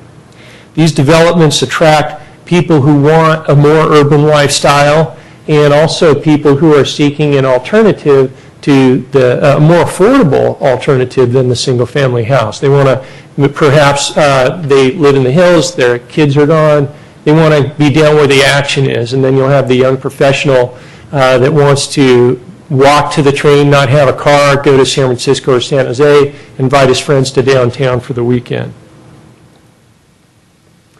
So again, why the Wheeler Plaza project? We have a gem of a downtown that is very traditional in its character and its form. Many view the downtown as the cultural and social heart of our community, and I think we don't and shouldn't take change lightly in San Carlos. On the other hand, this may be an opportunity to add vibrancy to the downtown and vitality for our local economy. This can be viewed as a unique catalyst opportunity, continuing the success and resiliency of our downtown. So through mixed-use development, there's a potential to add new vibrancy by adding a built-in clientele, adding people within walking distance of the restaurants and the retail goods and the grocery store that we have. The intent is then to offer this vibrancy to the benefit of the retailers and to add this customer base to the downtown. The plaza, in terms of the development program, again, we've assembled about 2.39 acres, including the parking lot there. It's a 108 units, mix of unit types and sizes. 8 of them would be below market rate houses. There would be approximately 9,900 square feet on San Carlos Avenue. That would be Class A retail space.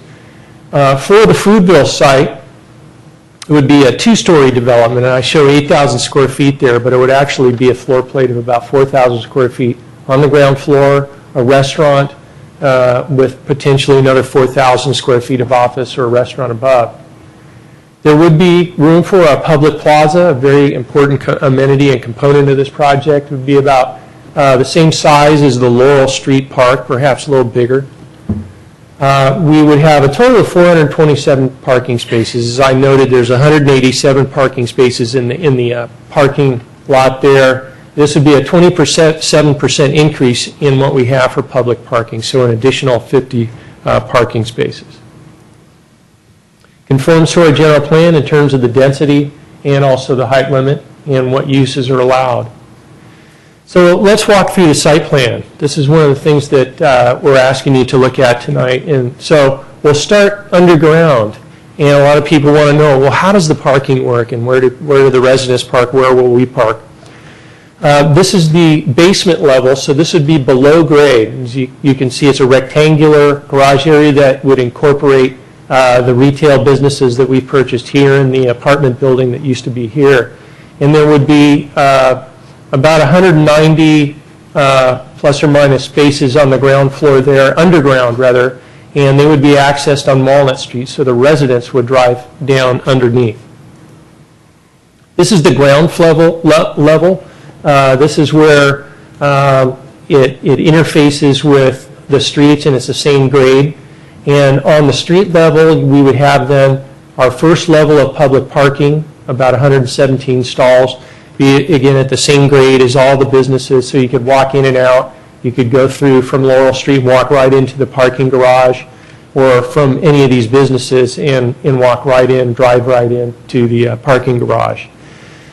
This yellow area represents that 9,800 square feet of Class A retail space located here at the corner of San Carlos Avenue and Walnut Street. The project would also incorporate a small visiting plaza here with a water feature where that would be open to the public on this side. And the service area would be through here, through Cherry Street, and you would drive through and the trucks would then access to the right. You couldn't enter on San Carlos Avenue, but you could exit here. And that would be able to still service all these retail businesses that are located here. Sister City Alley is located along this side of the building, and that would remain. So that's about the size of Sister City Alley, but it would be widened, again, to incorporate the vehicles that would use this. One of the other important things in developing this is we thought that it would be important to maintain this pedestrian paseo that is sort of an informal paseo that people use now. Most people walk through the parking lot, but you would maintain then this area that also the city required at the Pacific Plaza or development, Pacific Hacienda development across the way. So you can walk from City Hall Park, walk through Pacific Hacienda, then we would maintain this so you could walk all the way to downtown or all the way to the train station and vice versa. The Foodville site located here, we'll talk about later in more detail. And then there would be improvements on Walnut Street, undergrounding of utilities, new street trees in this area. Now we're moving up a level to the second floor. And so what you see at this level is a second floor of public parking. This would all be accessible to the public. The second floor here of the retail is actually open ceiling. It's a 20-foot high ceiling because modern day market economics suggests that you need a real high ceiling for Class A retail. This is the first residential level, and so you see there's a mix of units here, and what you'll see on the Walnut Street side is these big plazas that would be private plazas available to the residents of the development. However, what this does is it provides a great deal of openness and variation in the facade treatment, so you don't have as much massing on the front at Walnut Street. You can see that the houses have been joined here in these locations here. You would get the housing right along the San Carlos Avenue frontage. Moving up to level 2 of the residential, same thing, stacked. And then level 3 is different than what we've seen before. And this is, again, a change that was made as a result of the things that we heard at the May 4th community meeting and also from other feedback that we've heard from the City Council and others. One of the key issues is people were concerned about the elevation along San Carlos Avenue. People were concerned about the massing here and that, it not be too high of a building and not create shadowing effects on San Carlos Avenue. So city staff and the developer worked with the architect to look at how can we reduce massing on the San Carlos Avenue elevation. And the solution that we're looking at this time is to remove floor of units right here. So this whole floor would be eliminated and it would be reduced by 10 feet. So it goes from a 50-foot high building to a 40-foot high building. Significant reduction in height on both sides at Walnut Street. Now what happens to these units? These units are needed to make the economics of this project work.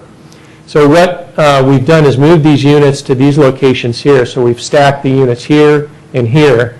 And these units are the same, but they've been moved back to give even more variation and articulation on the Walnut Street elevation. So that's where those units went. You still get that openness. You still see the open plazas here. Now, I wanted to show you the difference between this and what was there before. So this is what you saw before. You saw these units on the top floor, the 5th level. We didn't have these units located here. And this is what we are showing you this evening. So there's the change. Again, you see these 2 units. They're actually stacked, several units there. But they're set back, just as these units are as well. Some of the public comments that we've heard to date include construction noise, parking, traffic circulation, heights and views, and again, the need for an amenity. Now let's talk just a little bit about the public plaza. This is a key amenity. We've heard this all along through the development of this concept. The city purchased the Foodville building, which is about this in the outline. It's 8,000 or 9,000 square feet. The idea is for this building to be demolished. This area would be used for valet parking for the downtown during the construction of this project to relieve the downtown pressure for the merchants, and we would park those vehicles elsewhere so you could just drive in, get the valet, and go shopping.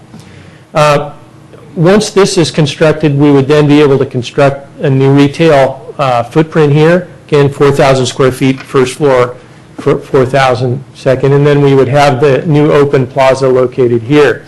The idea is to have a visiting place for users of all kinds, employees, the lunch crowd, concerts, performances, events, a place to meet neighbors, connection to the Caltrain depot and other transportation, creating a gateway destination, I think.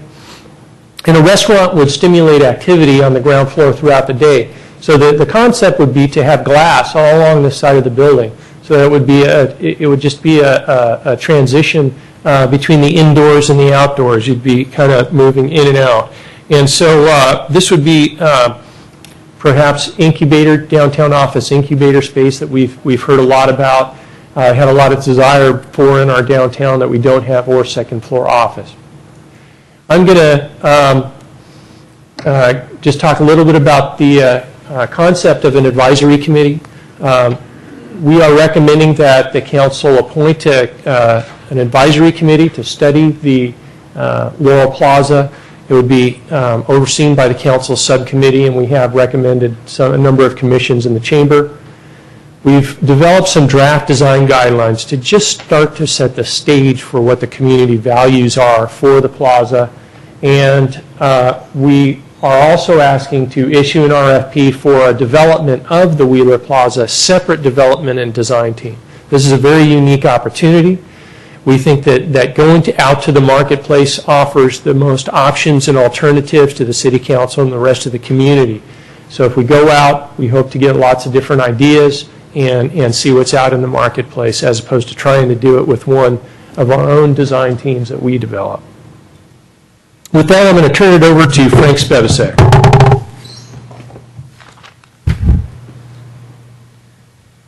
Excuse me. Good evening. Our role in this has been twofold. One is to look at the continuing market trends to see how this proposal might fit into what we're seeing in terms of demand for housing and demand for retail space here in this section of the peninsula. And then second, to look at the economics of this and to validate on an ongoing basis the amount of public investment that's needed into this endeavor in order to make it move forward. In terms of looking at activities relating to the market support, we are seeing growth again in the San Mateo County jobs in terms of a falling unemployment rate that is being generated by the growth in the high-tech technology sector in terms of venture capitals coming into the economy here, and as such, it's causing more hiring to take place. In addition, we're seeing a recovery in the housing market in terms of, get rid of that thing. Is there any suggestion here? Yeah. Thank you. Yeah. In terms of, oops. There we go. In terms of the home prices are starting to again go up here in San Mateo County and San Carlos as well as looking at a local opportunity here in 1001 Laurel, where we're seeing that the inventory is 70% sold and the average reduction from the release price is only 2%. Again, this is something that we would continue to be looking at as it goes through this process, because one aspect of this proposal would be to incorporate a profit-sharing program in the disposition and development agreement, wherein the redevelopment agency would share in future profits. In looking at what the funding requirement is, again, as Mr. Sabay had indicated, the city and agency has purchased properties to date at 1245 San Carlos, as well as the former Foodville site, to the total of $5 million.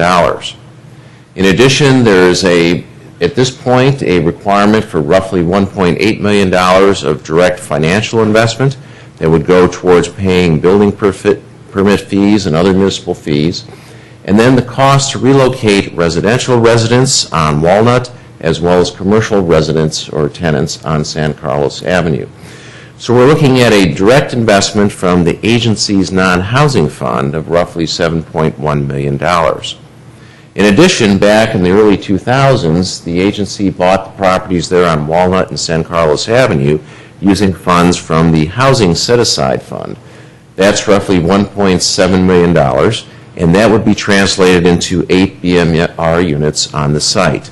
And then finally, the city would be transferring the property that currently serves as the Wheeler Plaza parking lot to the developer for construction of the parking garage and the platform for the residential units, and then that property would be transferred back to the city when the certificate of occupancy for the parking structure is provided and before the residential units would be constructed. In looking at the financial returns that would be generated, we looked at both future dollars and then the present value of those future dollars as if we had that money today. And that translates into these various returns over this time frame, and that's a combination of sales tax revenue, property tax increment revenue, building permit fee revenue, other municipal or license fees and that, as well as then the developer profit sharing that we mentioned earlier. In looking then at our revenues versus expenditures, we see over the 20-year period, and because this includes residential units, and because this property is one that would stand the test of time in terms of generating revenues to this city and agency for this period, we look at a 20-year window. We see in current dollars, being the net present value amount, of generating roughly $3.6 million. There will be ongoing service costs associated with the parking structure and with service costs for the residents and the commercial of $1.1 million. That brings a general fund impact of a net $2.4 million in 2011 dollars over this 20 period. In addition, we would get another $5.4 million of property tax increment revenue to the redevelopment agency. That gives a total net income of $7.8 million, minus the direct investment of $7.1 million, to give a $750,000 net return on this investment. In addition, we would be getting a parking structure valued at $6.5 million, the public plaza, funding into the city's BMR ordinance funds that would then be used for additional affordable housing, as well as the 8 below market rate units on site. Also, then there are the non-financial community benefits in terms of the public plaza, the new building and the new commercial space here in downtown San Carlos, moving forward with a development that would be a LEED silver development that would be also transit-oriented, as well as then the parking returns that would be generated, as well as new residents and new jobs. To close, Al will come back and talk about the next steps.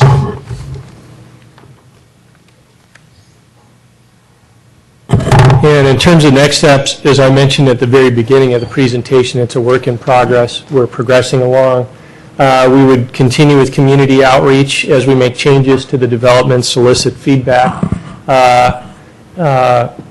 prepare a request for proposals for the design, and this is all before we get into the public hearing process toward the end. So the staff recommendation is to adopt the resolutions of the council and agency, to accept that preliminary site plan and term sheet, to authorize preparation of a development and disposition agreement, authorize preparation of the environmental impact report, which is perhaps one of the most complex and long parts of the process, authorize formation of this Laurel Plaza Advisory Committee, and again let the release of the RFP for the design and development of the Foodville site project. And that concludes the staff presentation, and we're all here to answer questions of the mayor and city council. Okay, so like before, we'll start with questions, we'll do public comment, and then we will discuss. So Mr. Lewis, would you like to start with some questions? Sure. I have, mostly have to do with the term sheet. So it's, I think, attachment 7. Let me find it here.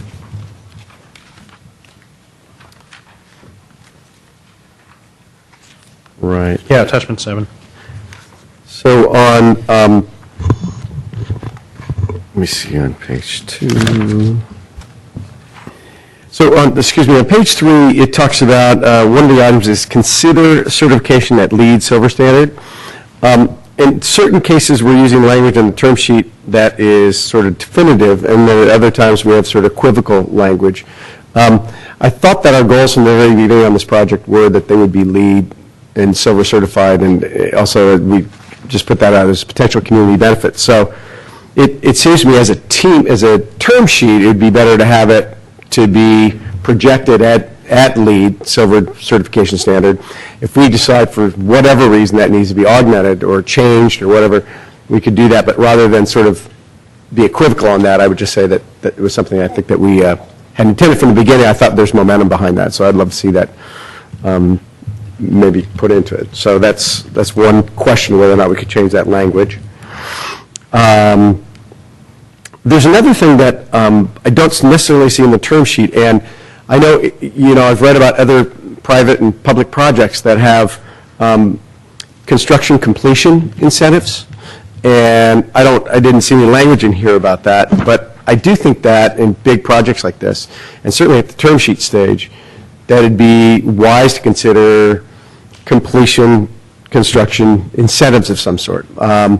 Both that to work to the financial benefit of both folks doing the work as well as the city, and also give us some assurances, like for instance, if we do get behind schedule and there's certain relocation fees that for different tenants that we've incurred, how are we going to help recover those costs if it goes over, if there's problems or whatever. So there's that, and then just being a 30-year project manager in my business, I always would love to start to see in the term sheet proposed schedule across the board for a lot of these different elements, and also correspondingly a schedule for expended funds. And again, at the term sheet stage for me, those are all important, so we all sort of know what to expect and when the money's going to be spent and how it's going to be spent as part of those terms. So I guess those are as much comments as questions, but I'm wondering whether or not we could try to incorporate some of those things. Mr. Surveyor, are we able to place those into the term sheet, or is this going to be an issue? Yeah, I think that we're looking for your guidance this evening, and this is the time to make changes to the term sheet, and so that's what we're looking for. I think that on some of these, I would ask the developer if the developer has any significant concerns that he addresses those this evening with those issues that were brought up by Councilmember Lewis. Thank you. I'm John McMorrow. As to the LEED Silver, that's fine. What we're finding is that that's kind of a static standard. And the energy industry is really moving rapidly. So I guess what I would ask is LEED standard or the equivalent, because there are things that are being devised today that haven't been incorporated by LEED Silver that we would like to use. So it's really an industry that is moving faster than the standard. That's fantastic. I think the only thing we want to make sure that there's language in here that shows that we may not accept substandard to the LEED. If it's different than or better than, that's good stuff. Okay. So we give the staff the ability to evaluate. Sure. I mean, from my standpoint, that's okay. It's achieving the goal. And then in our construction contracts, we do have incentives, and we can work something into the term sheet, but we do, as part of our contract with our contractor, have incentives for finishing early. So I don't mind when we can work. That'd be great, and I'd love for us just to do analysis of the way some of these other projects have been done, the way maybe you've done it in the past, but also some other public agencies have been pretty successful at sort of accelerating these projects and making it work for everybody. Right. So and we can define the schedule. These are always so, a project like this, right in the heart of downtown, is going to, it's going to be just imperative that it stays on a schedule and everybody sort of feels that progress, so we get back to patterns that are good for everybody. Right. And actually, the key to that is before we break ground, we spend forever on the drawings, so that we don't get into the project and have any delays because there's any uncertainty. So it's all the work beforehand that's really the most important. Great. And are you comfortable with also putting some scheduling language? That's fine. In the I think we documentation? should do that. Great. Those are my primary comments. Thanks. Okay, Mr. Grisilli? Mr. Mayor, Mr. Royce and I are on the subcommittee for this, so we've gone over a lot of these items, so right now I don't have any questions at all. Sounds great. Mr. Royce? Well, I'm on the subcommittee, and I got a couple actually items I just thought about reviewing in the last few days. Mr. Sepe, I noticed on the scheduling, of course, we're doing the parking structure first, which makes a lot of sense.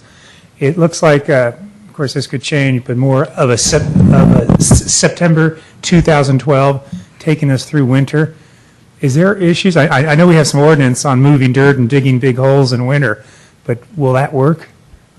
It's possible. I'm going to ask the developer. He has more experience with regard to construction activity. So you want to address that? I know we're down about one level. We're close to water level there, I think. Right. And you're right. I mean, this is a schedule that, we're striving to achieve. Once we dig the hole and begin the concrete work, the weather isn't a factor. Okay. So when we are digging and there's an exposed hole, it may be, if there's rains, that we'll have to do some pumping of the water. Okay, we'll have to get a special permit because our ordinance does not allow construction. We'll have to work through that with the city on that. Right. I think once we get down to an exact schedule, and here's where we're going to start, we're going to have to mesh that with weather and. And the second and last question I have, it's kind of a soft question. I'm not sure, but I think it's important to think a little bit about it. So retail availability, how will this, because of location and design and size, attract a different type of retail to Laurel? I call it still our downtown because it is downtown. And, is that, what kind of opportunities are there? And of course, behind my thinking is always 1001 Laurel, even though it's 70% filled. The bottom retail is vacant still. So again, how does this differ and what opportunities, and does it change kind of the climate of our downtown because of the type of the retail? Well, pretty complicated question, but do you have the dynamic? No, it's a great question, and it's certainly something we look at because not all mixed-use projects are successful, and we typically shy away from a mixed-use project if the retail component doesn't make sense. In this case, it does. The dynamics between where this is located in, say, Laurel are completely different. The pedestrian traffic is really what is going to be driving the retail component, and the pedestrian traffic along Laurel is fantastic. And our housing component is just going to be adding to that. So we think there's going to be tremendous demand for the retail space along San Carlos. It both has pedestrian, it has vehicular traffic along San Carlos, has great visibility. So it really has all the components to be a highly desirable retail location. But having said that, what we plan to do is really start early in the process, attracting retailers, sifting through those retailers to make sure we have retailers that fit with the existing retail base and add to it. We certainly don't want to compete with anybody that's currently in business. Kind of our main goal in this project from the outset is to make sure we don't do anything but add to the Laurel Street character. So that's what we intend to do with the retail as well. Great. Thank you. Thank you, Mr. Royce. Mr. Brocott? So I have a number of questions here. I first wanted to focus on the tenant relocation numbers of $292,000. And so here's my concern is I'm just doing a count through. There's a dry cleaner, there's a hair salon, there's a locksmith, there's a coffee shop, there's a liquor store. That's 5 commercial. And then you mentioned, I didn't realize, it talks in here about the residents, the tenants at 657 Walnut. Can you break that number down for me a little bit, the 292? The roughly $200,000 of that is related to the commercial relocation, and $92,000 is related to the residential relocation. We're working on a relocation plan because we have interviewed all of the tenants in both of those properties, And in the residential side, the effort will be made to find them housing opportunities and other affordable developments. On residential relocation, the agency's obligation is to pay the rent differential between current rent and market rent if they were to relocate into a market rent structured development. In this case, For how long? For 42 months. 3 years. Plus moving expenses. That's okay. Plus moving expenses and PG&E hookup and all those kinds of things. Yes. Right. Okay. And then in the commercial relocation, the obligation is to find them a new opportunity and then to pay the actual cost of moving them, to reestablish them, to pay for any special equipment needs and the like. And so this is a preliminary estimate based upon our initial interviews, and then the relocation plan would get into more detailed costs and actions that this agency would take if it elected to relocate those people because the project proceeded forward.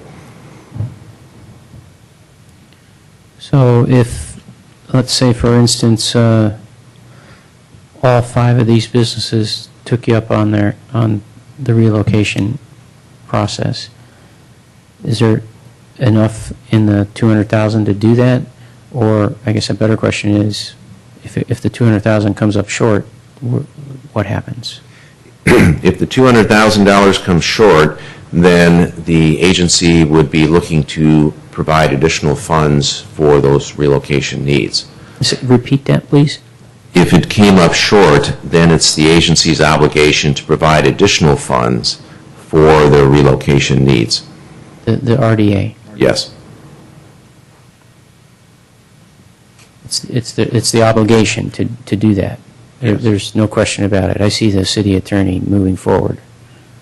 Well, there's one issue that, and I don't have them in front of me, but some of the recent purchases may have changed that equation, so the RDA may not have an obligation, and in some of the leases, for instance, that we've entered into for the some of the properties, because as part of our acquisition, that was part of the transaction. So acquisition. I'm talking about some of the buildings on San Carlos Avenue. We acquired them, and then the leases we've entered into include a waiver of some of those rights. Are you free to speak then about the dry cleaners, the salon, the locksmith, the coffee shop, and the liquor store? Those are included in the leases that the city's approved, and unfortunately I don't have those in front of me, but I know that those provisions are included in those leases. The provision to pay for relocation? That it's waived. It's waived? It's waived. We're doing this out of the partners. All right, we're going to hold on for 1 second, Mr. Grisilli. Excuse me, Mr. Mayor, I'd like to make a motion to extend this meeting to 11 o'clock, please. Second. Second. Okay. Is anyone opposed? All right, with that, we'll just keep going. I'm trying to follow. So it's waived, so we have no obligation to those 5 businesses to help them relocate their businesses. The tenants signed those waivers because they received below market rents for a period of years. In some of the discussions that occurred with the city council as we were going through the budget, the city council at that point indicated that they would like to provide relocation benefits for those tenants. So this budget includes a preliminary cut of what those relocation costs would be. We're going back and forth here. I'm sorry. The dry cleaner, the salon, the locksmith, the coffee shop, the liquor store, do they have rights to moving expenses or not? Yes or no? They don't have Mr. Grocott, they don't have rights, but I think the council has indicated that we would like to work with them to give them some benefits. Okay? Okay. So that's the point of why I think Mr. Spizak put these amounts into the budget. Because we said we want to try to help these people. You know, legally, we may not have to, but we want to try to help them. Correct. I was a lot back on those. And listen, I just want to speak from a personal level. My dad was a small business owner, and he went through something like this, and it wasn't any fun. I watched it as a 10-year-old kid. So I don't want to see us hurt any small businesses. We're moving and shaking here, as a big 2.3 acre property owner, and these are small businesses, some of these people, like for instance, I'll just be straight up with you. The dry cleaners, this suit goes to that dry cleaner, and I've spoken to these people. This is their retirement, their business. And if they don't have a business to sell at the end of the line, they have no retirement. And I, for one, don't want to do that to anybody. Mr. Wilcox, we're in question time, so. I know. Okay. I know we're in question time, but that's where I'm driving with my question. And Councilmember Grocott, I was just bringing it up because you brought up the comment of what would happen if the funds were short, and there's a legal reason why we might not run short, but it's a policy decision that you have as far as how much funding you would like to allocate for that. It is a matter of right versus your desire and policy. Come up here, sorry, Mr. Rubens, we need to have that discussion. Yeah, and we'll have a during discussion. The question may be, can we have a breakout of those relocation funds and make sure that we feel like we're doing the appropriate thing by those business owners? That's sort of what you're getting at, right? That's what I'm getting at, Mr. Lewis, exactly. Okay. Very good. Okay. I also had a question about, for businesses that aren't these, that aren't tenants to us currently. So we'd be speaking more about the rest of the businesses along San Carlos Avenue, the ones on Laurel Street, and there's a business or two, I think, on Cherry Street. Well, there might be some impact to businesses also on Walnut as well. But my concern is, during construction, yes, we do we try to make do with a valet parking situation, but what if these businesses see a drop in their revenues, a drop in their business? Because, and my concern, quite frankly, Council, is that when we did Laurel Street improvements, which is a benefit to the city, but I know of 3 businesses that went out of business during the construction process and never came back. And again, that affects people's lives and their livelihood and so forth. And, I just don't want us to be irresponsible. So, Mr. Wilcox, is there a question? Yeah, there is a question. Do we have anything in this for loss of revenue to businesses on these other locations? No, we do not. Okay, I guess we could discuss that or come up with something on that. Or to your knowledge, are there insurance policies maybe we could take out or something that we could? To my knowledge, there are no insurance policies. Mm-hmm. And again, as with the relocation, it would be a policy decision of the city council. Right.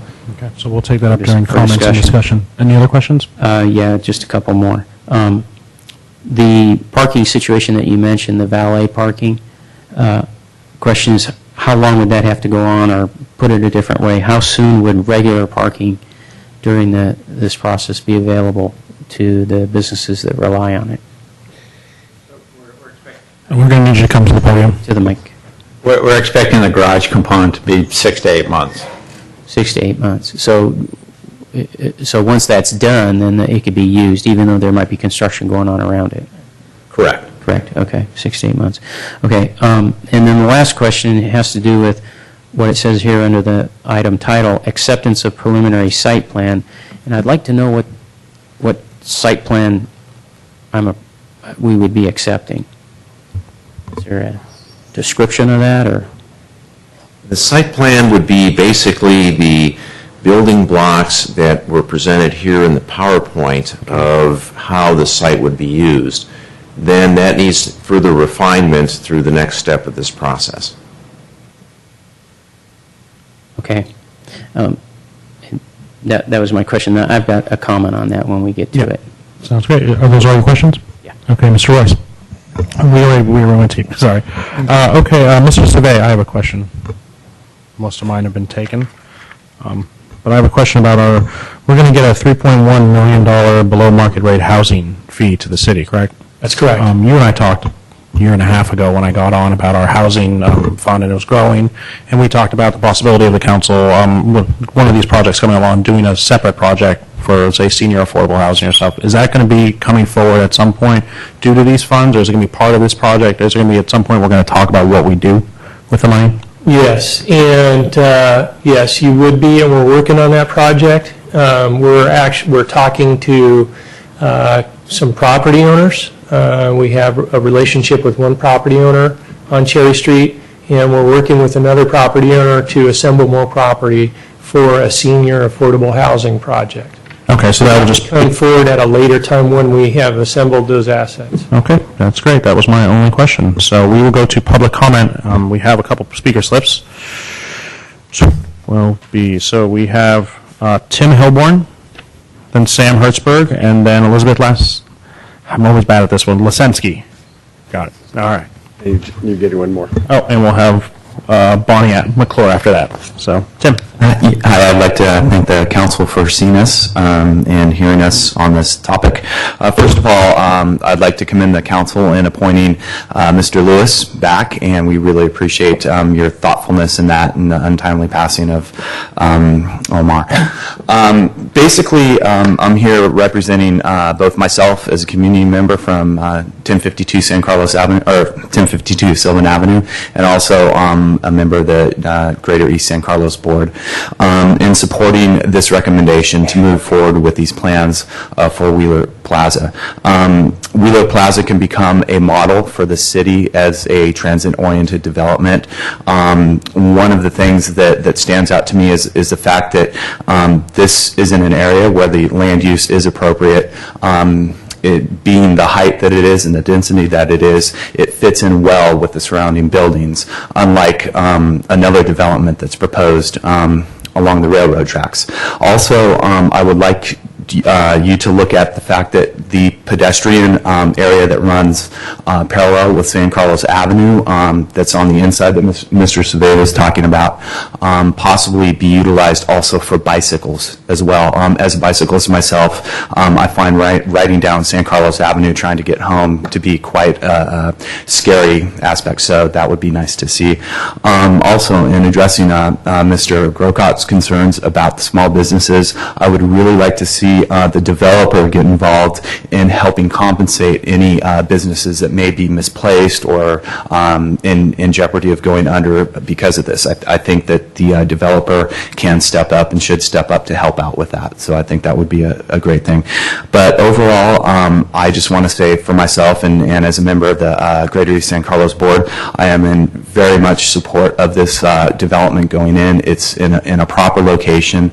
And the last thing I'd like to say is that you look at this as a model and as a land use model in comparison to when we start looking at the San Carlos Transit Village as well. So good job with this, and thanks for hearing us out on that. So, thank you, Mr. Hilborn. Mm-hmm. Okay, next up we have Sam Hertzberg. Good evening, Council. I'm also a member of the Greater East San Carlos Board, and the city did ask that we chime in on this development, and I echo Tim's comments that we think this is a model site for a transit-oriented development where it matches the scale, the height, the mixed use, proximity to the train station, to the downtown, and meets the residential needs as well as the shopping needs. You have a lot of parking in there, which I was impressed to see quite as much in addition to everything else.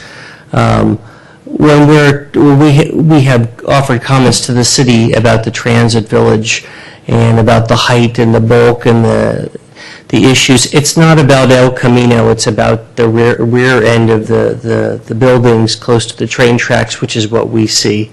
And if the train should increase from 100 to 400 with another set of parallel tracks, those are all issues of concern in terms of compatibility with other land uses, especially with the grade differential. So, yeah, this development, it really looks like a terrific development, and commend you for your efforts. Thank you. Thank you, Mr. Hertzberg. I do have to leave early, but I also want to thank you very much for all the Loriola Park improvements. We really appreciate your efforts. Okay, thank you. Elizabeth Lesensky, and then Bonnie McClure. Good evening, Council. I'm the former Menlo Park Housing Commissioner, and I commend you for bringing forward this project. I seriously want to bring to your attention the issue of affordable housing, especially affordable senior housing. there is really a major crisis in housing in this community as well as on the peninsula. People can't afford to live here.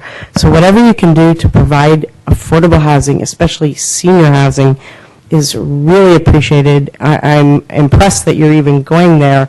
But this is a project that is so perfect for affordable senior housing in that it would keep seniors very active well into their later lives and provide housing that they know how much their housing costs will be every month, whereas now in the open market, rents are skyrocketing, and seniors just can't possibly budget for this. And also, by providing affordable housing, you give them extra money to spend in our local economy. So there are many reasons to go with affordable housing. I encourage you to provide as much of it as possible. And also, I am completely supportive, as also on the board of Hometown Peninsula, whatever you can do to help our small businesses to make it through this time. This is going to be a very difficult time for them too. So, and it will not just impact the people who have businesses on San Carlos or Walnut. It will affect a lot of the other little businesses on Laurel Street. So whatever you can do to help them would be appreciated. Thank you very much, and thank you for your foresight. Thank you. Last up is Bonnie McClure.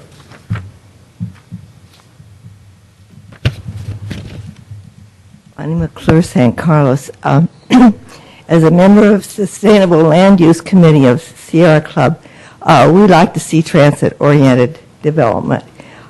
We see a lot of places that this project could be improved, and we will be anxious to do the scoping and participate in the EIR. It's wonderful to see you go ahead with this because you need to start right in getting the housing. Transit Village has to wait because of the railroad not knowing what they're going to do or how the funding's going or anything on that. But we need people downtown so that they will be using the train, so the funding can go to the train. So it's sort of a build on one thing, you get something else. So I would like to see, though, the point that Brad brought up about LEED Silver, I would like to see the wording, a minimum of LEED Silver or equivalent, because LEED Gold would be better. Thank you, Bonnie. Is there any other public comments? All right, seeing none, we are going to get into our discussion. Would you like to start, Mr. Grocott, or Mr. Lewis? Either of you? Well, I'll just add on the Councilmember Grocott's point that he was talking about with the small businesses there. I think there's probably all of us share that concern. And I guess one of the, I don't know if part of the process would just be getting together those business owners in that area, making sure they're familiar with, here's what the construction plan is, here's what we think the impact's going to be on the street, on the sidewalk, on the parking, so they really get it, and they can actually put out what some of their needs are. I mean, the one thing is relocation dollars, but on the other hand, the adjacent businesses, I don't know, maybe for the restaurants, we put valet parking in another area for them that's as convenient. The Samtrans building, there's parking behind that. Maybe that's an adjunct where we can sort of push traffic, or all I'm saying is maybe look at the actual impact that we start to project and have them come in and say, here's what we'd like, and make some proposals. Not necessarily financial, but just logistical proposals, and we can give them a good idea of when we think they're going to be, what it's going to do to foot traffic, and all those different things. Because it's those impacts that can put them out for 6 months, and then what happens. So if I may follow up on that, Yes. is a discussion item. There's a proposal in here for a committee of some kind. For the Laurel Street Plaza. Laurel Street Plaza. For the Laurel Street Plaza. Advisory committee. Well, what I'm thinking of is with what Mr. Lewis talked about is perhaps we can't do something necessarily if they see a drop in business. It might be hard to monitor, it might be hard to know, are we the cause of it or not, or is it the economy or whatever, but one thing that perhaps we could do is have, even if it's somebody we have to hire on a part-time basis during this construction, or the developer helps us with that cost, is an ambassador assigned to these businesses, to someone that they can go to to talk about any problems they may be having during the construction. That was a big thing with Laurel Street, was some of these businesses, they felt like there was no one they could really talk to. They would come to City Hall and try to talk to the Public Works Director, but, that's difficult. He wasn't available for them or whatever. But having an ambassador that would speak for them, bring their issues to City Hall, help them out. And I think in addition to what you're talking about, we need to have some upfront meetings ahead of time. And I've talked to some of these businesses. Part of the problem to the council is a lot of these people they're Korean, they're Vietnamese, they don't have a command of the English language. And so for them to understand what it is we're doing can be challenging. Right. And so we need to address that issue, the language issue, and just communicating with them. So it could be one potential solution is just do business outreach, and we start by we start to hear the concerns in advance. And also maybe part of what you're suggesting is after the project commences, things are different than you might have imagined. And then so you just plan it in. 2 weeks in, we get the group back together, or we go out and reach out to each one of them and say, what do you think? What do we need to do different? And try to really actively manage that all the way through, and maybe allow for some of that time. Because the last thing in the world we want is to sort of, the nice roots that we have of the community in that area, to have those get in trouble during the course of the project. I don't want to see that happen. Yeah, okay, well, it sounds like we've got someone, I'm looking at staff, you guys on board with that? Okay. And just, keep going. I just want to reiterate one concern there, and that is the bilingual aspect of it. Because again, you have Korean, you've got Chinese, you've got Vietnamese, Hispanic, and so there's going to be occasion, and I know that's part of the problem because I've talked to these people, and even though I try to listen and so forth, there's a language barrier there. And then the other thing we haven't seen, and maybe this is just going to be part of the process, there haven't been that many Laurel Street views of what the project may look like. And I'm sure as the design process continues, we'll get more and more of that. But sometimes we see it from Walnut, and we see it from sort of San Carlos Avenue. And because Laurel Street's sort of the artery and the heart of this, it'd be nice to start to see what is that impact. I know there's less space on the street, but just to sort of, what will that look and feel like? What are we shooting for down there? Because that's the primary view. Okay. Mr. Lewis, is that all you got? Okay. Mr. Grocott, do you have any more? Yeah, I do. But do we want to hear from others first, or? Well, we can go with yours. Okay. Since I know you had a much longer list, and then we'll go to everyone else. Okay.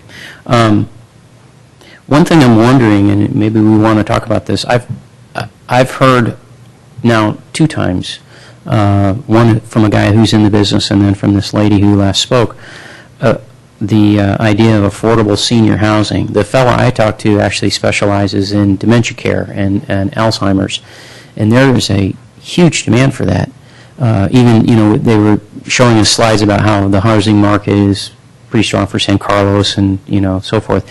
But I wonder might we want to consider a focus of senior housing for this location, and that would be another benefit to the community, something similar but different than the Elms. And actually, as it turned out, I think with Pacific Hacienda, if you went over there and did a survey, a good many people who bought into that project who happen to be senior people in our town or near our town who sold their homes and moved into the Hacienda project. So might we want to have some discussion about that? Do we want to take that direction? Or what might that mean to the developer if we did? Yeah, it sounds like we'd need some staff consideration on that. Can we change the BMR units to just seniors, or have Mr. Sabay, or actually Mr. Sawicki, or Frank, if you want to come up here. Or anybody. Anybody.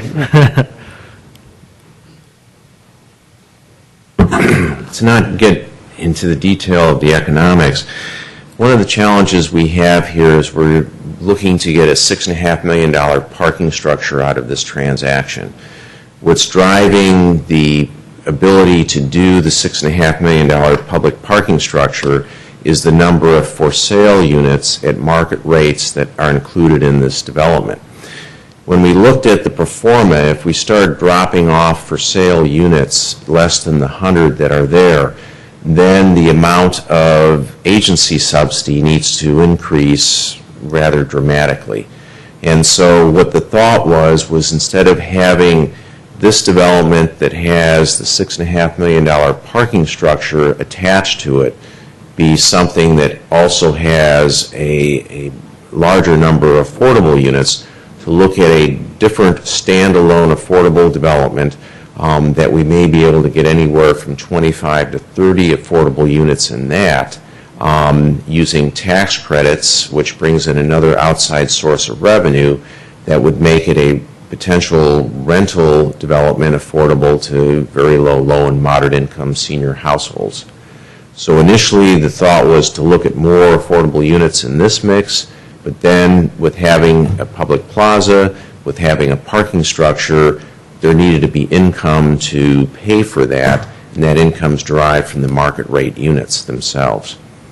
Quick question, if I may. Yeah, sure. Do you happen to know, like in Belmont, they have the Sunrise that they put in on 6th. Is that purchase or is that lease? I believe that's lease. Okay, so it's a different model. Okay. Okay.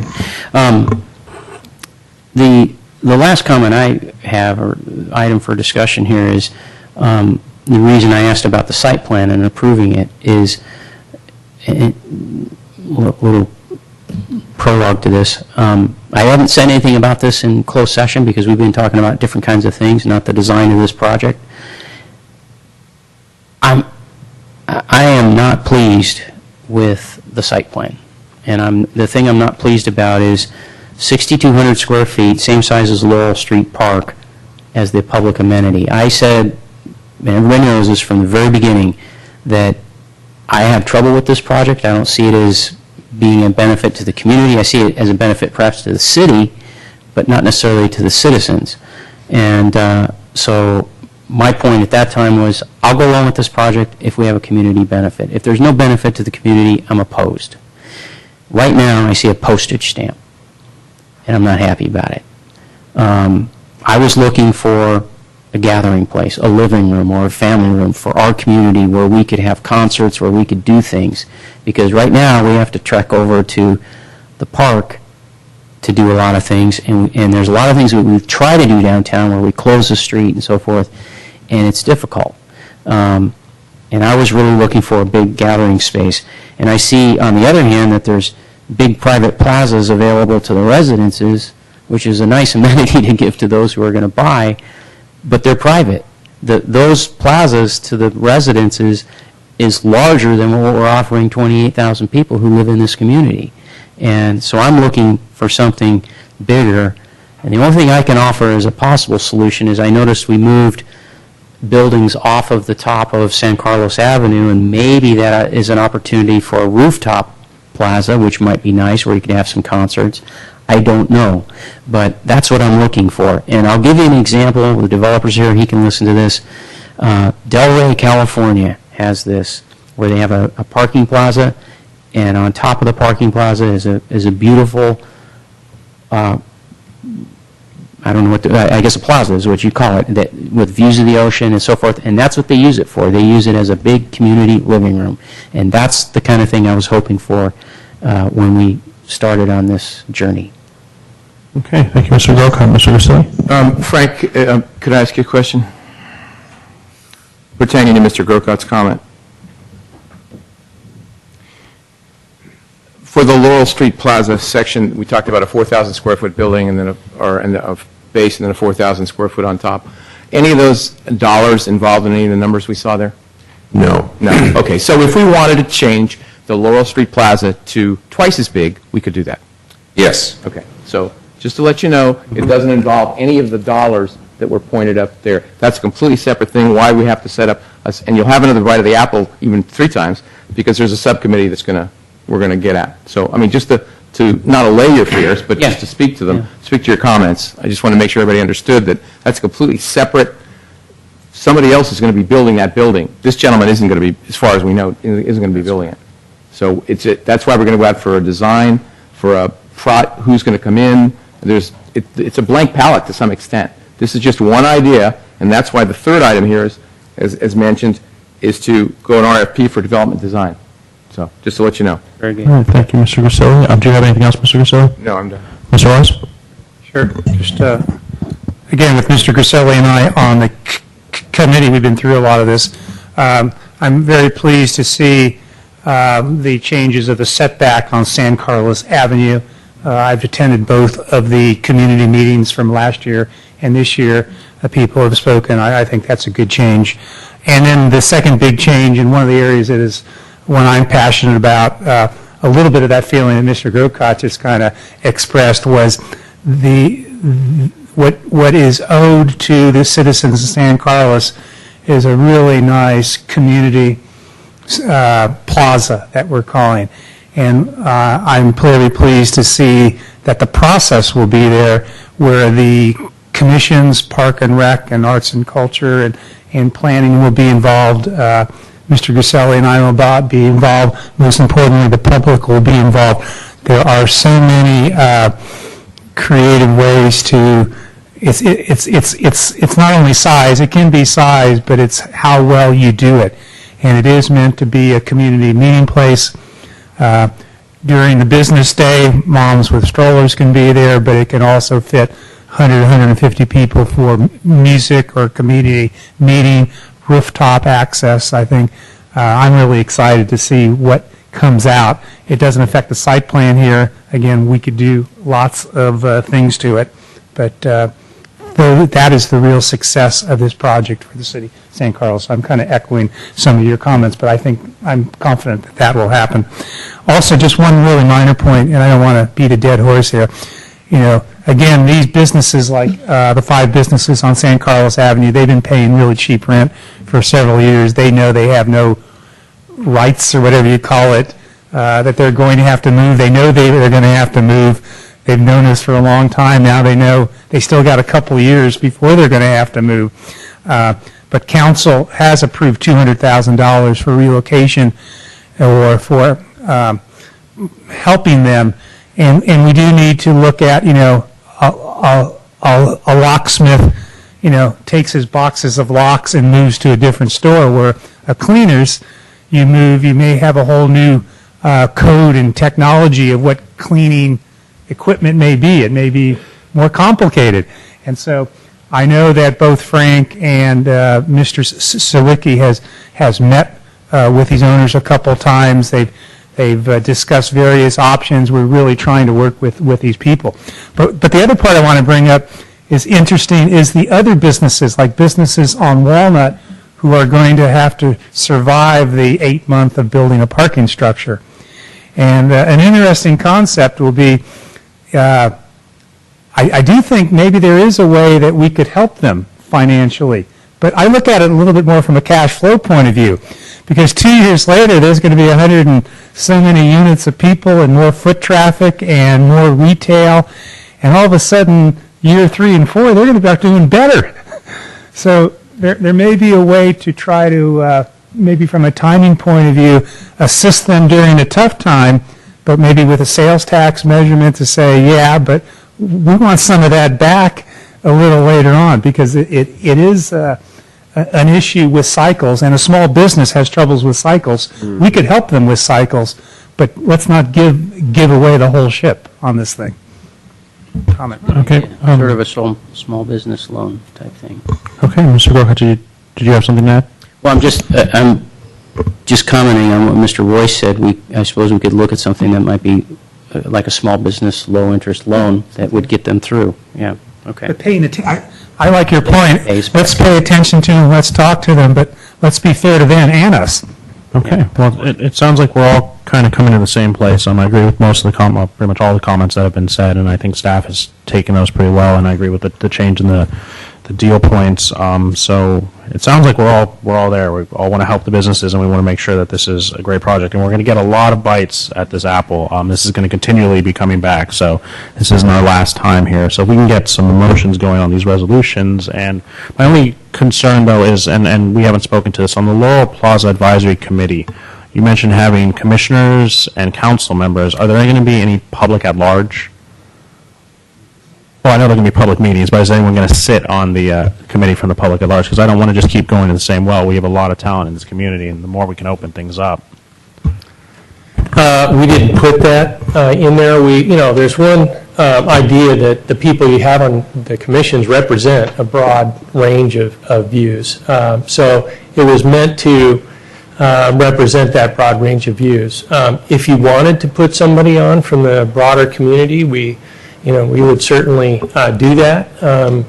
We would have to come up with some criteria for that. Perhaps we could put that together. So. Well, I see Matt nodding out of the corner of my eye, so We just went through a process for council, and we see the talent in this community all the time, and I agree with the mayor that we should not go back, to use your term, go back to the same well all the time. Let's spread it around a little bit. I definitely think we should tap into the resources we have, but then always open them up as well. And if you can get, a business owner on Laurel Street to be able to chime in, and someone involved in, Parks and Rec Foundation and all these other organizations, but figure out a criteria to have a couple at least at-large seats, because this is going to affect 28,000 people, and we shouldn't just go to the same 20 or so people that we always go to. Okay. Okay, Great. so can we have some motions then? Mr. Mayor, I make a motion to adopt for the city council resolution number. You have two resolutions, Right. 2011-42 and RDA 189. Okay. Resolution of the City Council of the City of San Carlos accepting preliminary site plans and transaction term sheet and authorizing preparation of a disposition and development agreement and environmental review document for redevelopment of certain real property.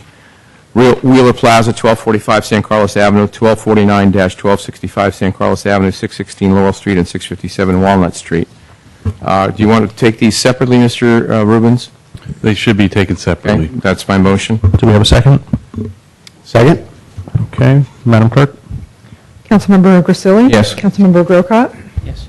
Councilmember Lewis? Yes. Councilmember Roy? Yes. Mayor Klein? Yes. Okay. So the second part, the city clerk has given us the RDA number, a resolution of the San Carlos Redevelopment Agency Board of Directors accepting the preliminary site plans and transaction term sheet and authorizing preparation of a disposition and development agreement and environmental review document for redevelopment of certain real property, Wheeler Plaza, 1245 San Carlos Avenue, 1249-1265 San Carlos Avenue, 616 Laurel Street, and 657 Walnut Street.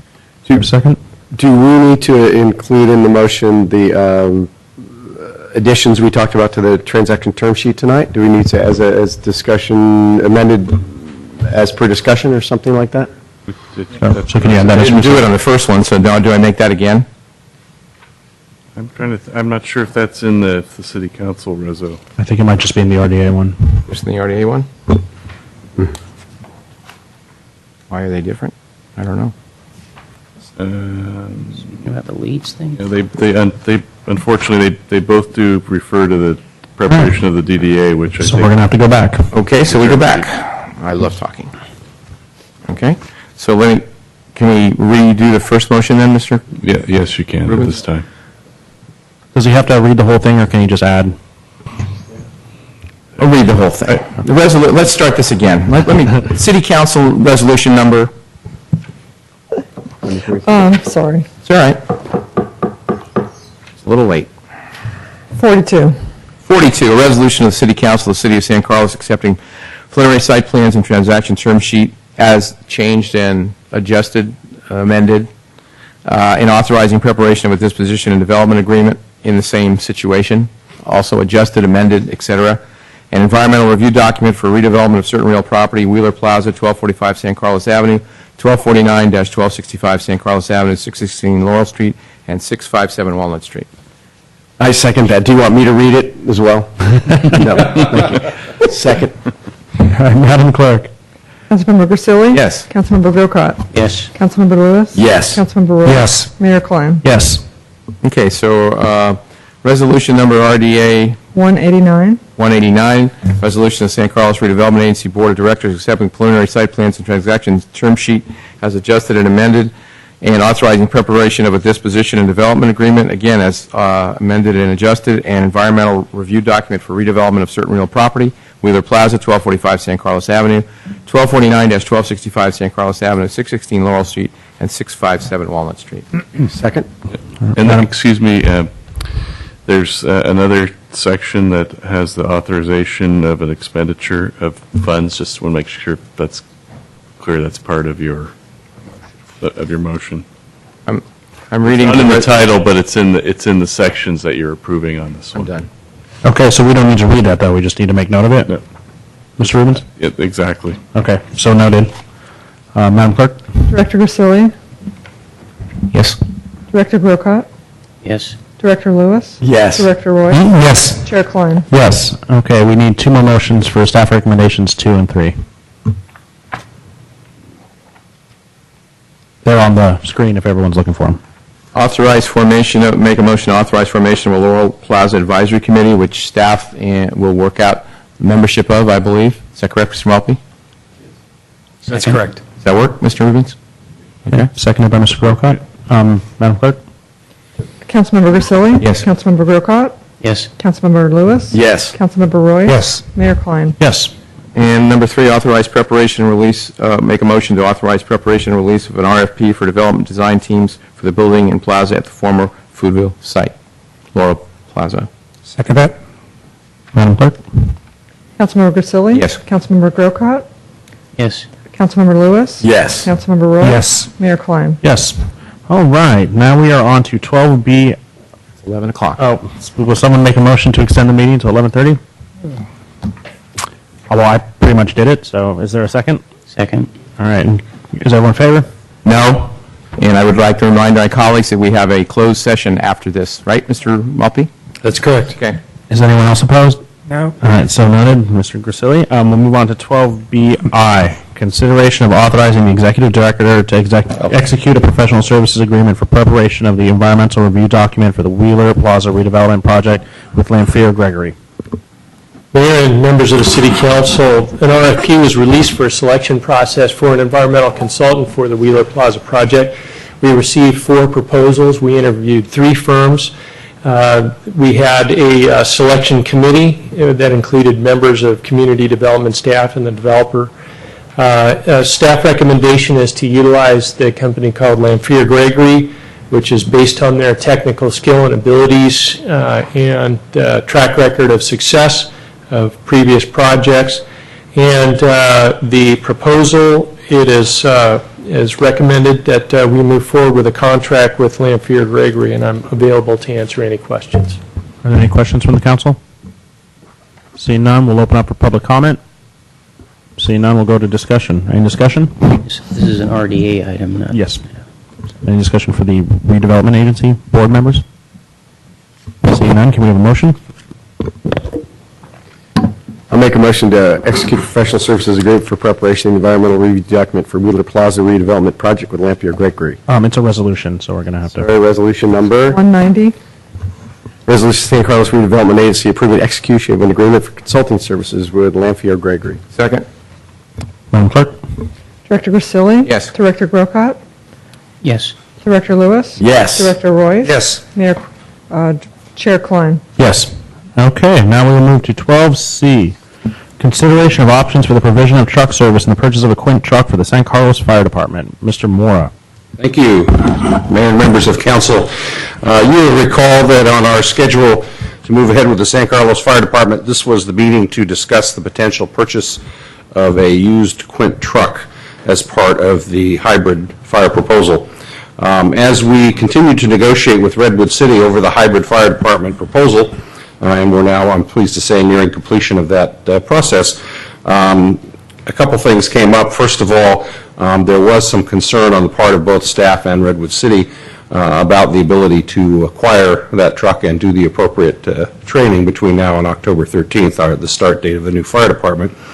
Also, in the process, we were able to have a further negotiations with Redwood City and reduce the cost of purchased truck service from $250,000 to $500,000 to $100,000. And at that point, staff thought it was appropriate to have Tridata take another look at this question, and John Montanaro from Tridata is in the audience tonight if you have questions for John. You see both their original report and the updated report on this topic.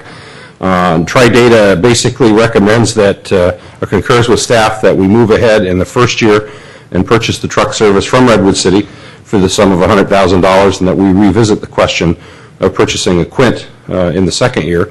They also recommend that we take a look at the light-duty quick rescue vehicles in year 2 as well, given the preponderance of service calls in San Carlos and other agencies being primarily medical rather than fire suppression. So staff wishes to run this revision by the council and get council's agreement that we make this slight change to move to purchase truck service in year 1 and to revisit the question of Quint trucks and light-duty vehicles in year 2 to ensure a smooth ramp-up of the initial new fire department. Okay, thank you, Mr. Mora. We will do questions, public comment, and then discussion. Are there any questions? Mr. Grisilli, do you have anything? No. Mr. Weiss? Nope. Mr. Grocott? No. Mr. Lewis? None, thank you. Okay. I have no questions as well, so we will take public comment on item 12C. Mr. Randall, come on up.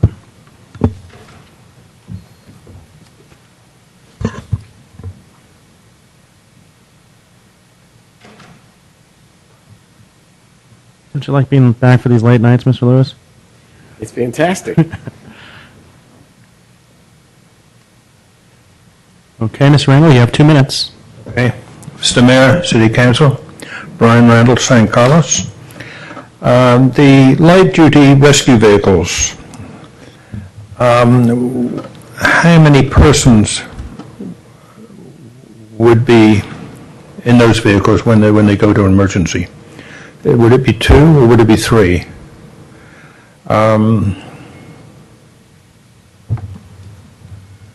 I've been rescued by this fire department here one time, and because it was at night and I was unable to bend, I was rigid, it took 3 to 4 people to get me out of there on a stretcher. Had to be tilted up and maneuvered around in the corridor and out through the doors. You need 3 people. You need 3 people.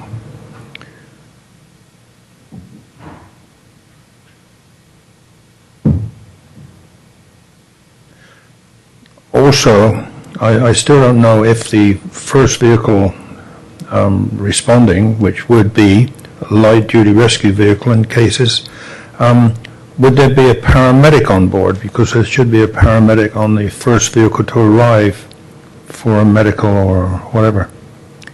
Okay, thank you. All right, thank you, Mr. Randall. And Mr. Moore, would you like to answer those questions? Sure. On a medical call, there would in fact be at least 1 paramedic on every medical call. And as far as the light-duty vehicle, the current proposal is to have 3-member companies at each company, and the intent would be to send all 3 on such calls. Okay. So now we will open up for discussion. Does anyone wish to start? Seeing none, is there any discussion at all? Okay, well, can we have a motion then?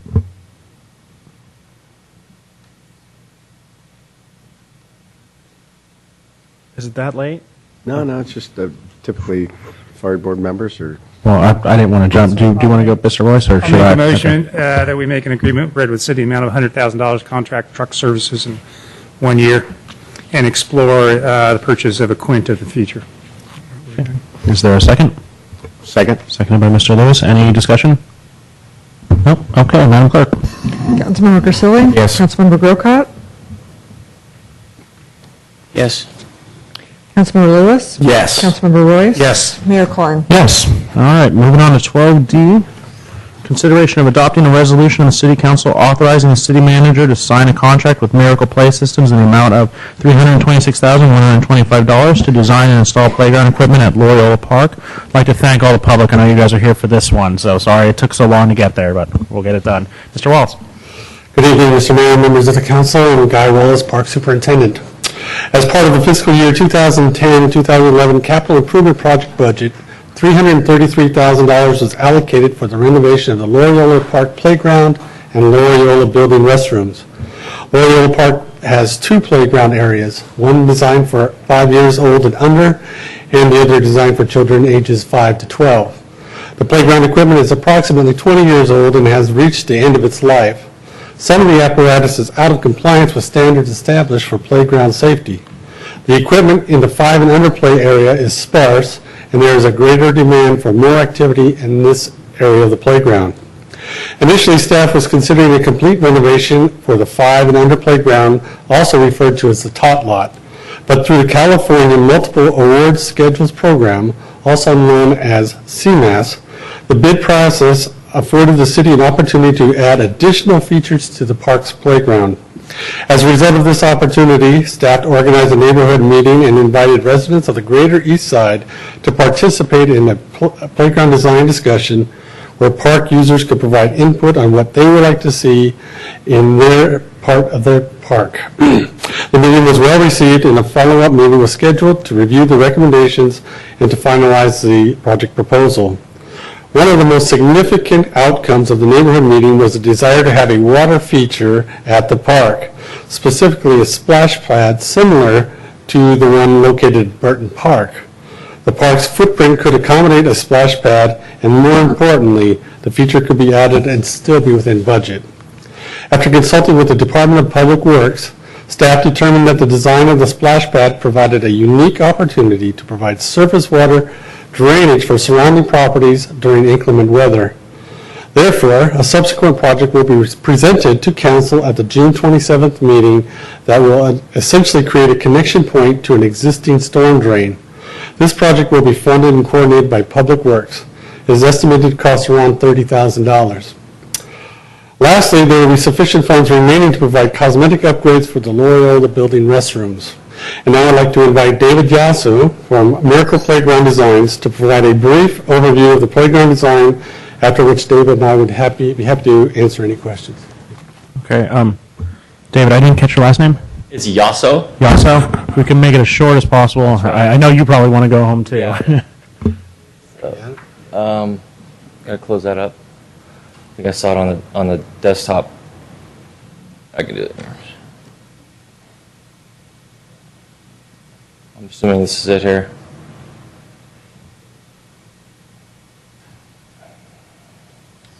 Start slide, start. Where's the start? There we go. All right, Miracle Play Systems. My name is David Yasso. I'm very excited to present this to you today. We are a local design build firm for playgrounds.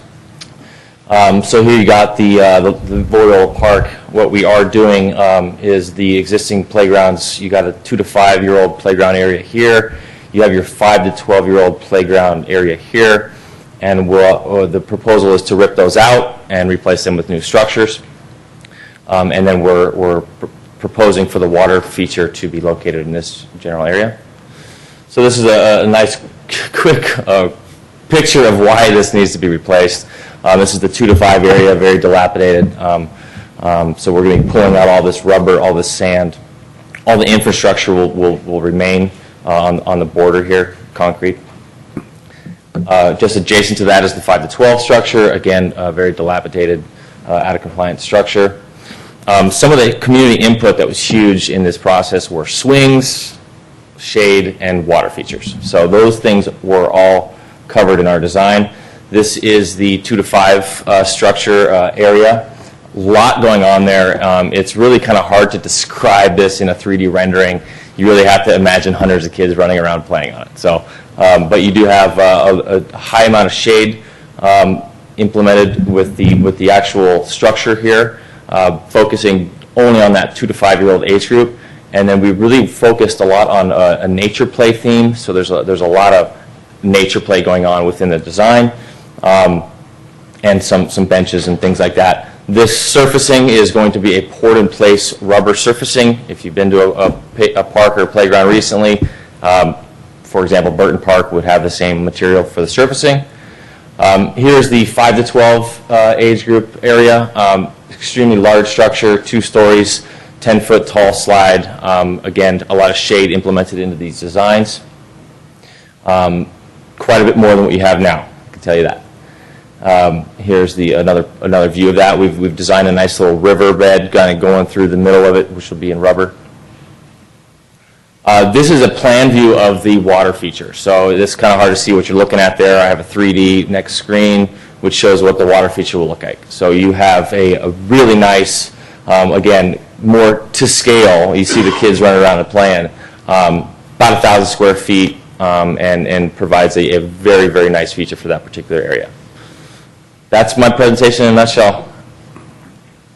Okay, thank you. We will do, any questions from the council? Mr. Royce. Does the water from the water feature go down the drain, or can it be used for irrigation? Or? We're working with the city to reuse some of that water, to retain some of that water, and then I believe it will be going to storm. Okay. Mr. Grocott? I don't have any questions. The only comment I would have to staff is we have the thing over at Burton Park, which is a great success, but it does have some downsides, and I think he seemed to address that with the sand mixture, with the rubber, and we have issues with that and some other things. So maybe just taking a look at Burton Park, especially during high volume, high use, and design out some of the things that are problems over there at Burton. Okay. Mr. Lewis? Burton Park, we went out of our way to make sure it was disabled, available and accessible. Is this one similar standard? So yes, everything designed is ADA compliant. So every one of these designs is focusing on ADA. It's all accessible form of travel. We also implemented 2 ADA swings within the design. So these are designated for children in wheelchairs, and then every single thing on this structure is compliant to ADA. Great. And then on both structures, both areas. I believe there's not, because my daughter plays there after soccer games and so forth, there's not a lot of seating for parents. Currently, I don't believe, if I'm remembering correctly. Are we allowing for, it's nice for parents to sit and be able to watch. And the other thing, just from the city perspective, is there ability to maybe add more benches that could be sponsored through the Park and Rec Foundation or some such thing? Because they're really nice. We dedicated one to my father in Burton Park, and it's just a really great opportunity to, sort of. So I think to answer that quickly is there is existing seating along the perimeter of both play areas, both of which those are all staying. We're not removing any of that. Okay. In fact, we're adding some seating. So in the 5 to 12, there's again ADA seats. So a wheelchair can actually roll up to those tables, which is nice. There's a third area for the wheelchair to roll up to. So there's two tables in the 5 to 12, 2 tables in the 2 to 5, and then again in the water area, there's infrastructure that's there that's going to remain. Which there's picnic tables. So all that stuff is going to remain. Okay. So is there net increase in seating at all? With the 2 playgrounds, there's 4 additional picnic tables in addition to what they currently have. So I would just say for the future, it'd be great to look for opportunities to maybe be able to add some, because ideally, you get the families come out and then they want to picnic and they want to hang out and they want to play softball, and right now I know it seems to be sort of, I know when my daughter goes there or whatever, it's just sort of like they can play, but it's not a place that you want to hang. And so the more we can do that, and it seemed to be a popular thing, and Burton might be popular in the neighborhood. So. Okay. Mr. Grisilli? No questions. Okay, I have no question either, but we have public comment. Is there Christopher Mahoney still here? You can come up and speak for him. I'll speak for him. And I see Mr. Hilborn has left. You'll be able to go next, but if you could fill out a slip when you're done, that'll be fine. Oh, I'm sure you can grab a pen from our city manager. Okay. Just feel free to introduce yourself. And Michelle Mahoney. Okay. I'm a resident of the Loyola Park area, and we really want this park. I've talked to probably 30 families in our neighborhood who, and with this late hour, you can assume why a lot of them weren't able to stay or able to come. But it's really sorely wanted and needed. Many of us have to go to other parks within the city of San Carlos in order to be able to get the facilities that we would like our children to be able to play at. And it is a community park, as you said, Mr. Lewis. A lot of people use the park for soccer and baseball games, and siblings or children after they have their game want to play on the equipment, and the equipment that's there really does need to be replaced. And so we hope that you consider approving this project, we would be very grateful. Right, Thank you for your time. Thank you. Next up? Oh. Either of you, whoever wants to go first. Somebody go. It is late. All my kids wanted to come. We want the park. I live on Bayport Court. If you could introduce yourself. I'm sorry, my name's Tony Gabb, and I do live on Bayport Court. I've been there 12 years. That structure's 11 years old. However, excuse me, my only concern is the water structure being so close to 18 Bayport Court, which is where they're proposing it from what I saw. The problem with where that location is, it is the only barbecue area for Bayport Court. Otherwise, they go all the way to the other side, and there's nowhere else to reserve for a barbecue or play. So I'm okay with the water structure, I just don't think it should be right next door to that house. First of all, it's a rental. It's incredibly difficult to sell, because Michelle and I are both brokers. We know how tough that is. The house next to that is distressed, and sometimes there's just a lot of activity, as you know, at the park with your family. So having that play structure so close to a residence, I think, is not the play structure, the water feature is just a bad location, in my opinion. Thank you. All right, thank you, sir. And lastly?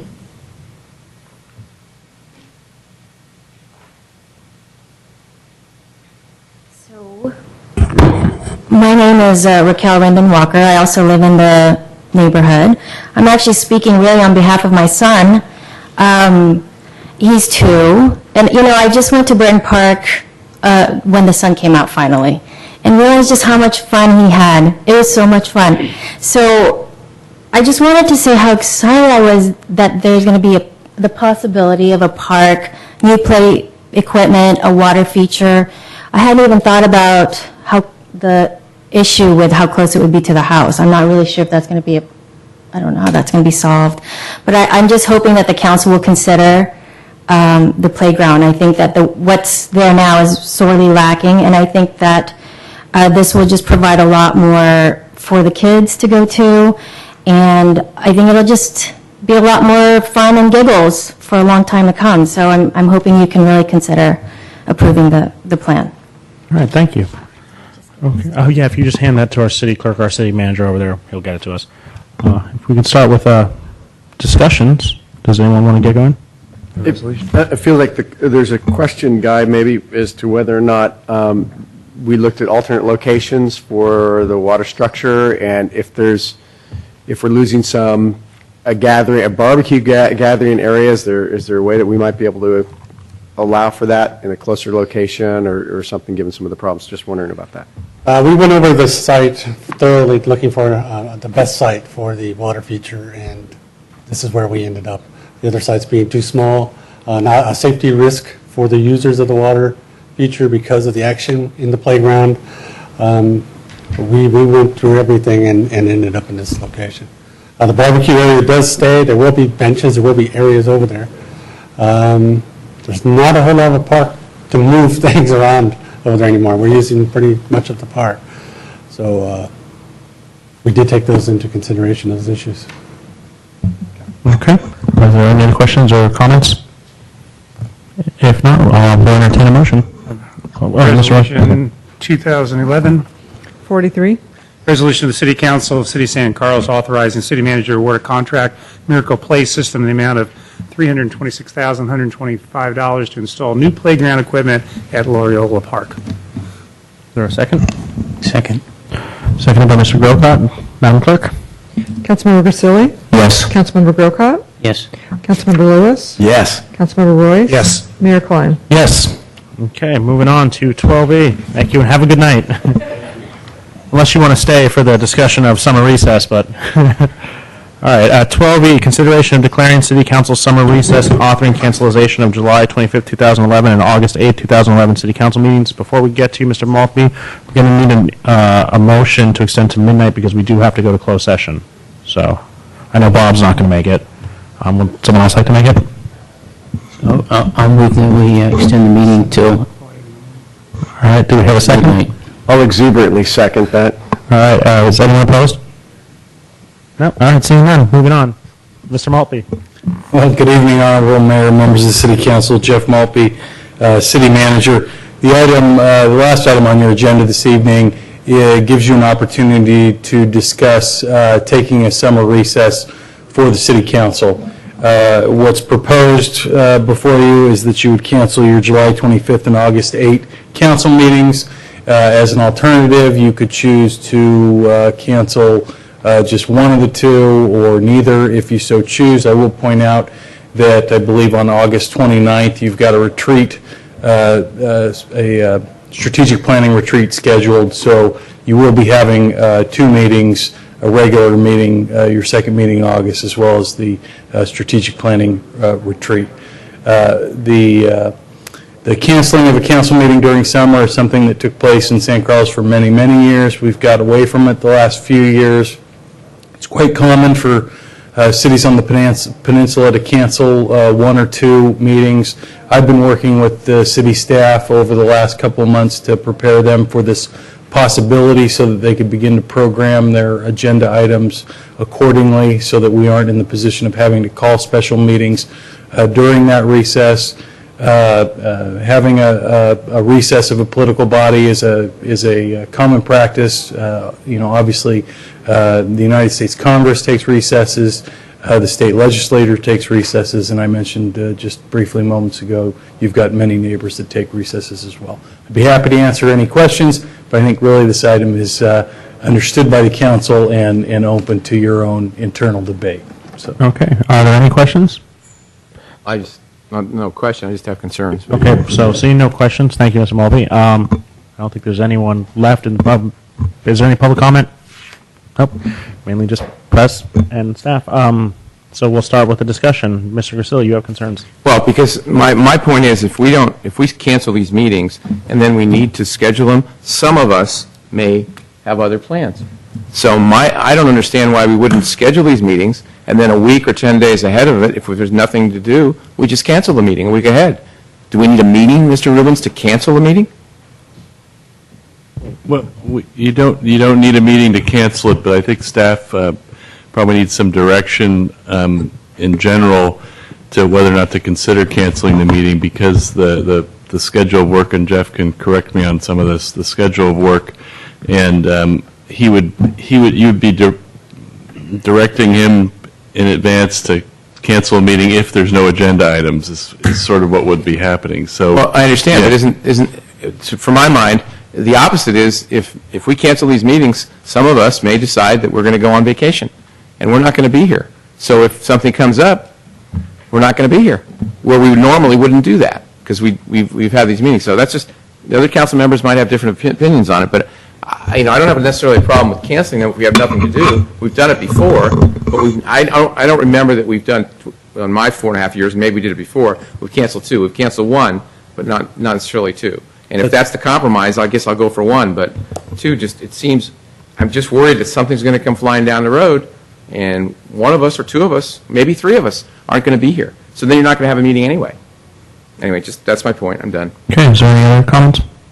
Well, I'm going to echo the concerns that Mr. Grisilli has. I'm finding it hard to believe that, we can afford two meetings off. In the past, when I first came on the council in 2001, we historically did take a break, and then we got to a point, I think it was when we were dealing with the fire issues in 2005, that we couldn't take a break because we had too many things going on. And since then, I don't remember how we've dealt with this from year in, year out, since 2005. But historically, we have taken a break in August, and so I guess a compromise, and my preference would be that we go ahead and have our meetings in July, but take a break in August for one of the meetings. And again, I'm not to interrupt. Yeah. I'm not saying we have to have a meeting just to come in here and do two items, but you may say, there isn't anything available on July 25th, so we cancel that meeting. We cancel planning commission meetings all the time when there's no agendas. So like I said, I think maybe the compromise would be to August, which we have done in the past, Yeah, to speak to your approach, I think your approach would be perfectly valid. If you want to say that the direction is try to cancel the meeting in July because you don't have any items, but if you do have the meeting, and we'll keep that one on our calendar, and the compromise being definitely cancel the meeting, the first meeting in August, we're already going to have 2 meetings in late August as it stands. Okay. If that's the direction, I'm comfortable with it. Are there any other comments? Do you need a motion, or is that good enough, Mr. Maltby? I think a motion to clarify would be a Mr. good thing. Grisoli, would you like to make a compromise motion? Mr. Royce or Mr. Lewis, any comments? Any No, up or down? no one was really leaning forward. I think it was well vetted and discussed. I'll make a motion simply that we do give ourselves a recess for the first normally scheduled meeting in August. And could I just add to your motion that, and if a meeting isn't, or we have nothing to talk about in July, then the city staff could... I'd rather not make that part of the motion. I think city staff can take that as just consensus or Okay, direction. that's fine. No problem with it. I'll second Mr. Grocot's motion. Okay, Madam Clerk? Councilmember Grisilli? Yes. Councilmember Grocott? Yes. Councilmember Lewis? Yes. Councilmember Royce? Mayor Klein? Yes. Okay, with that, we will be going back into closed session. Thank you all for coming.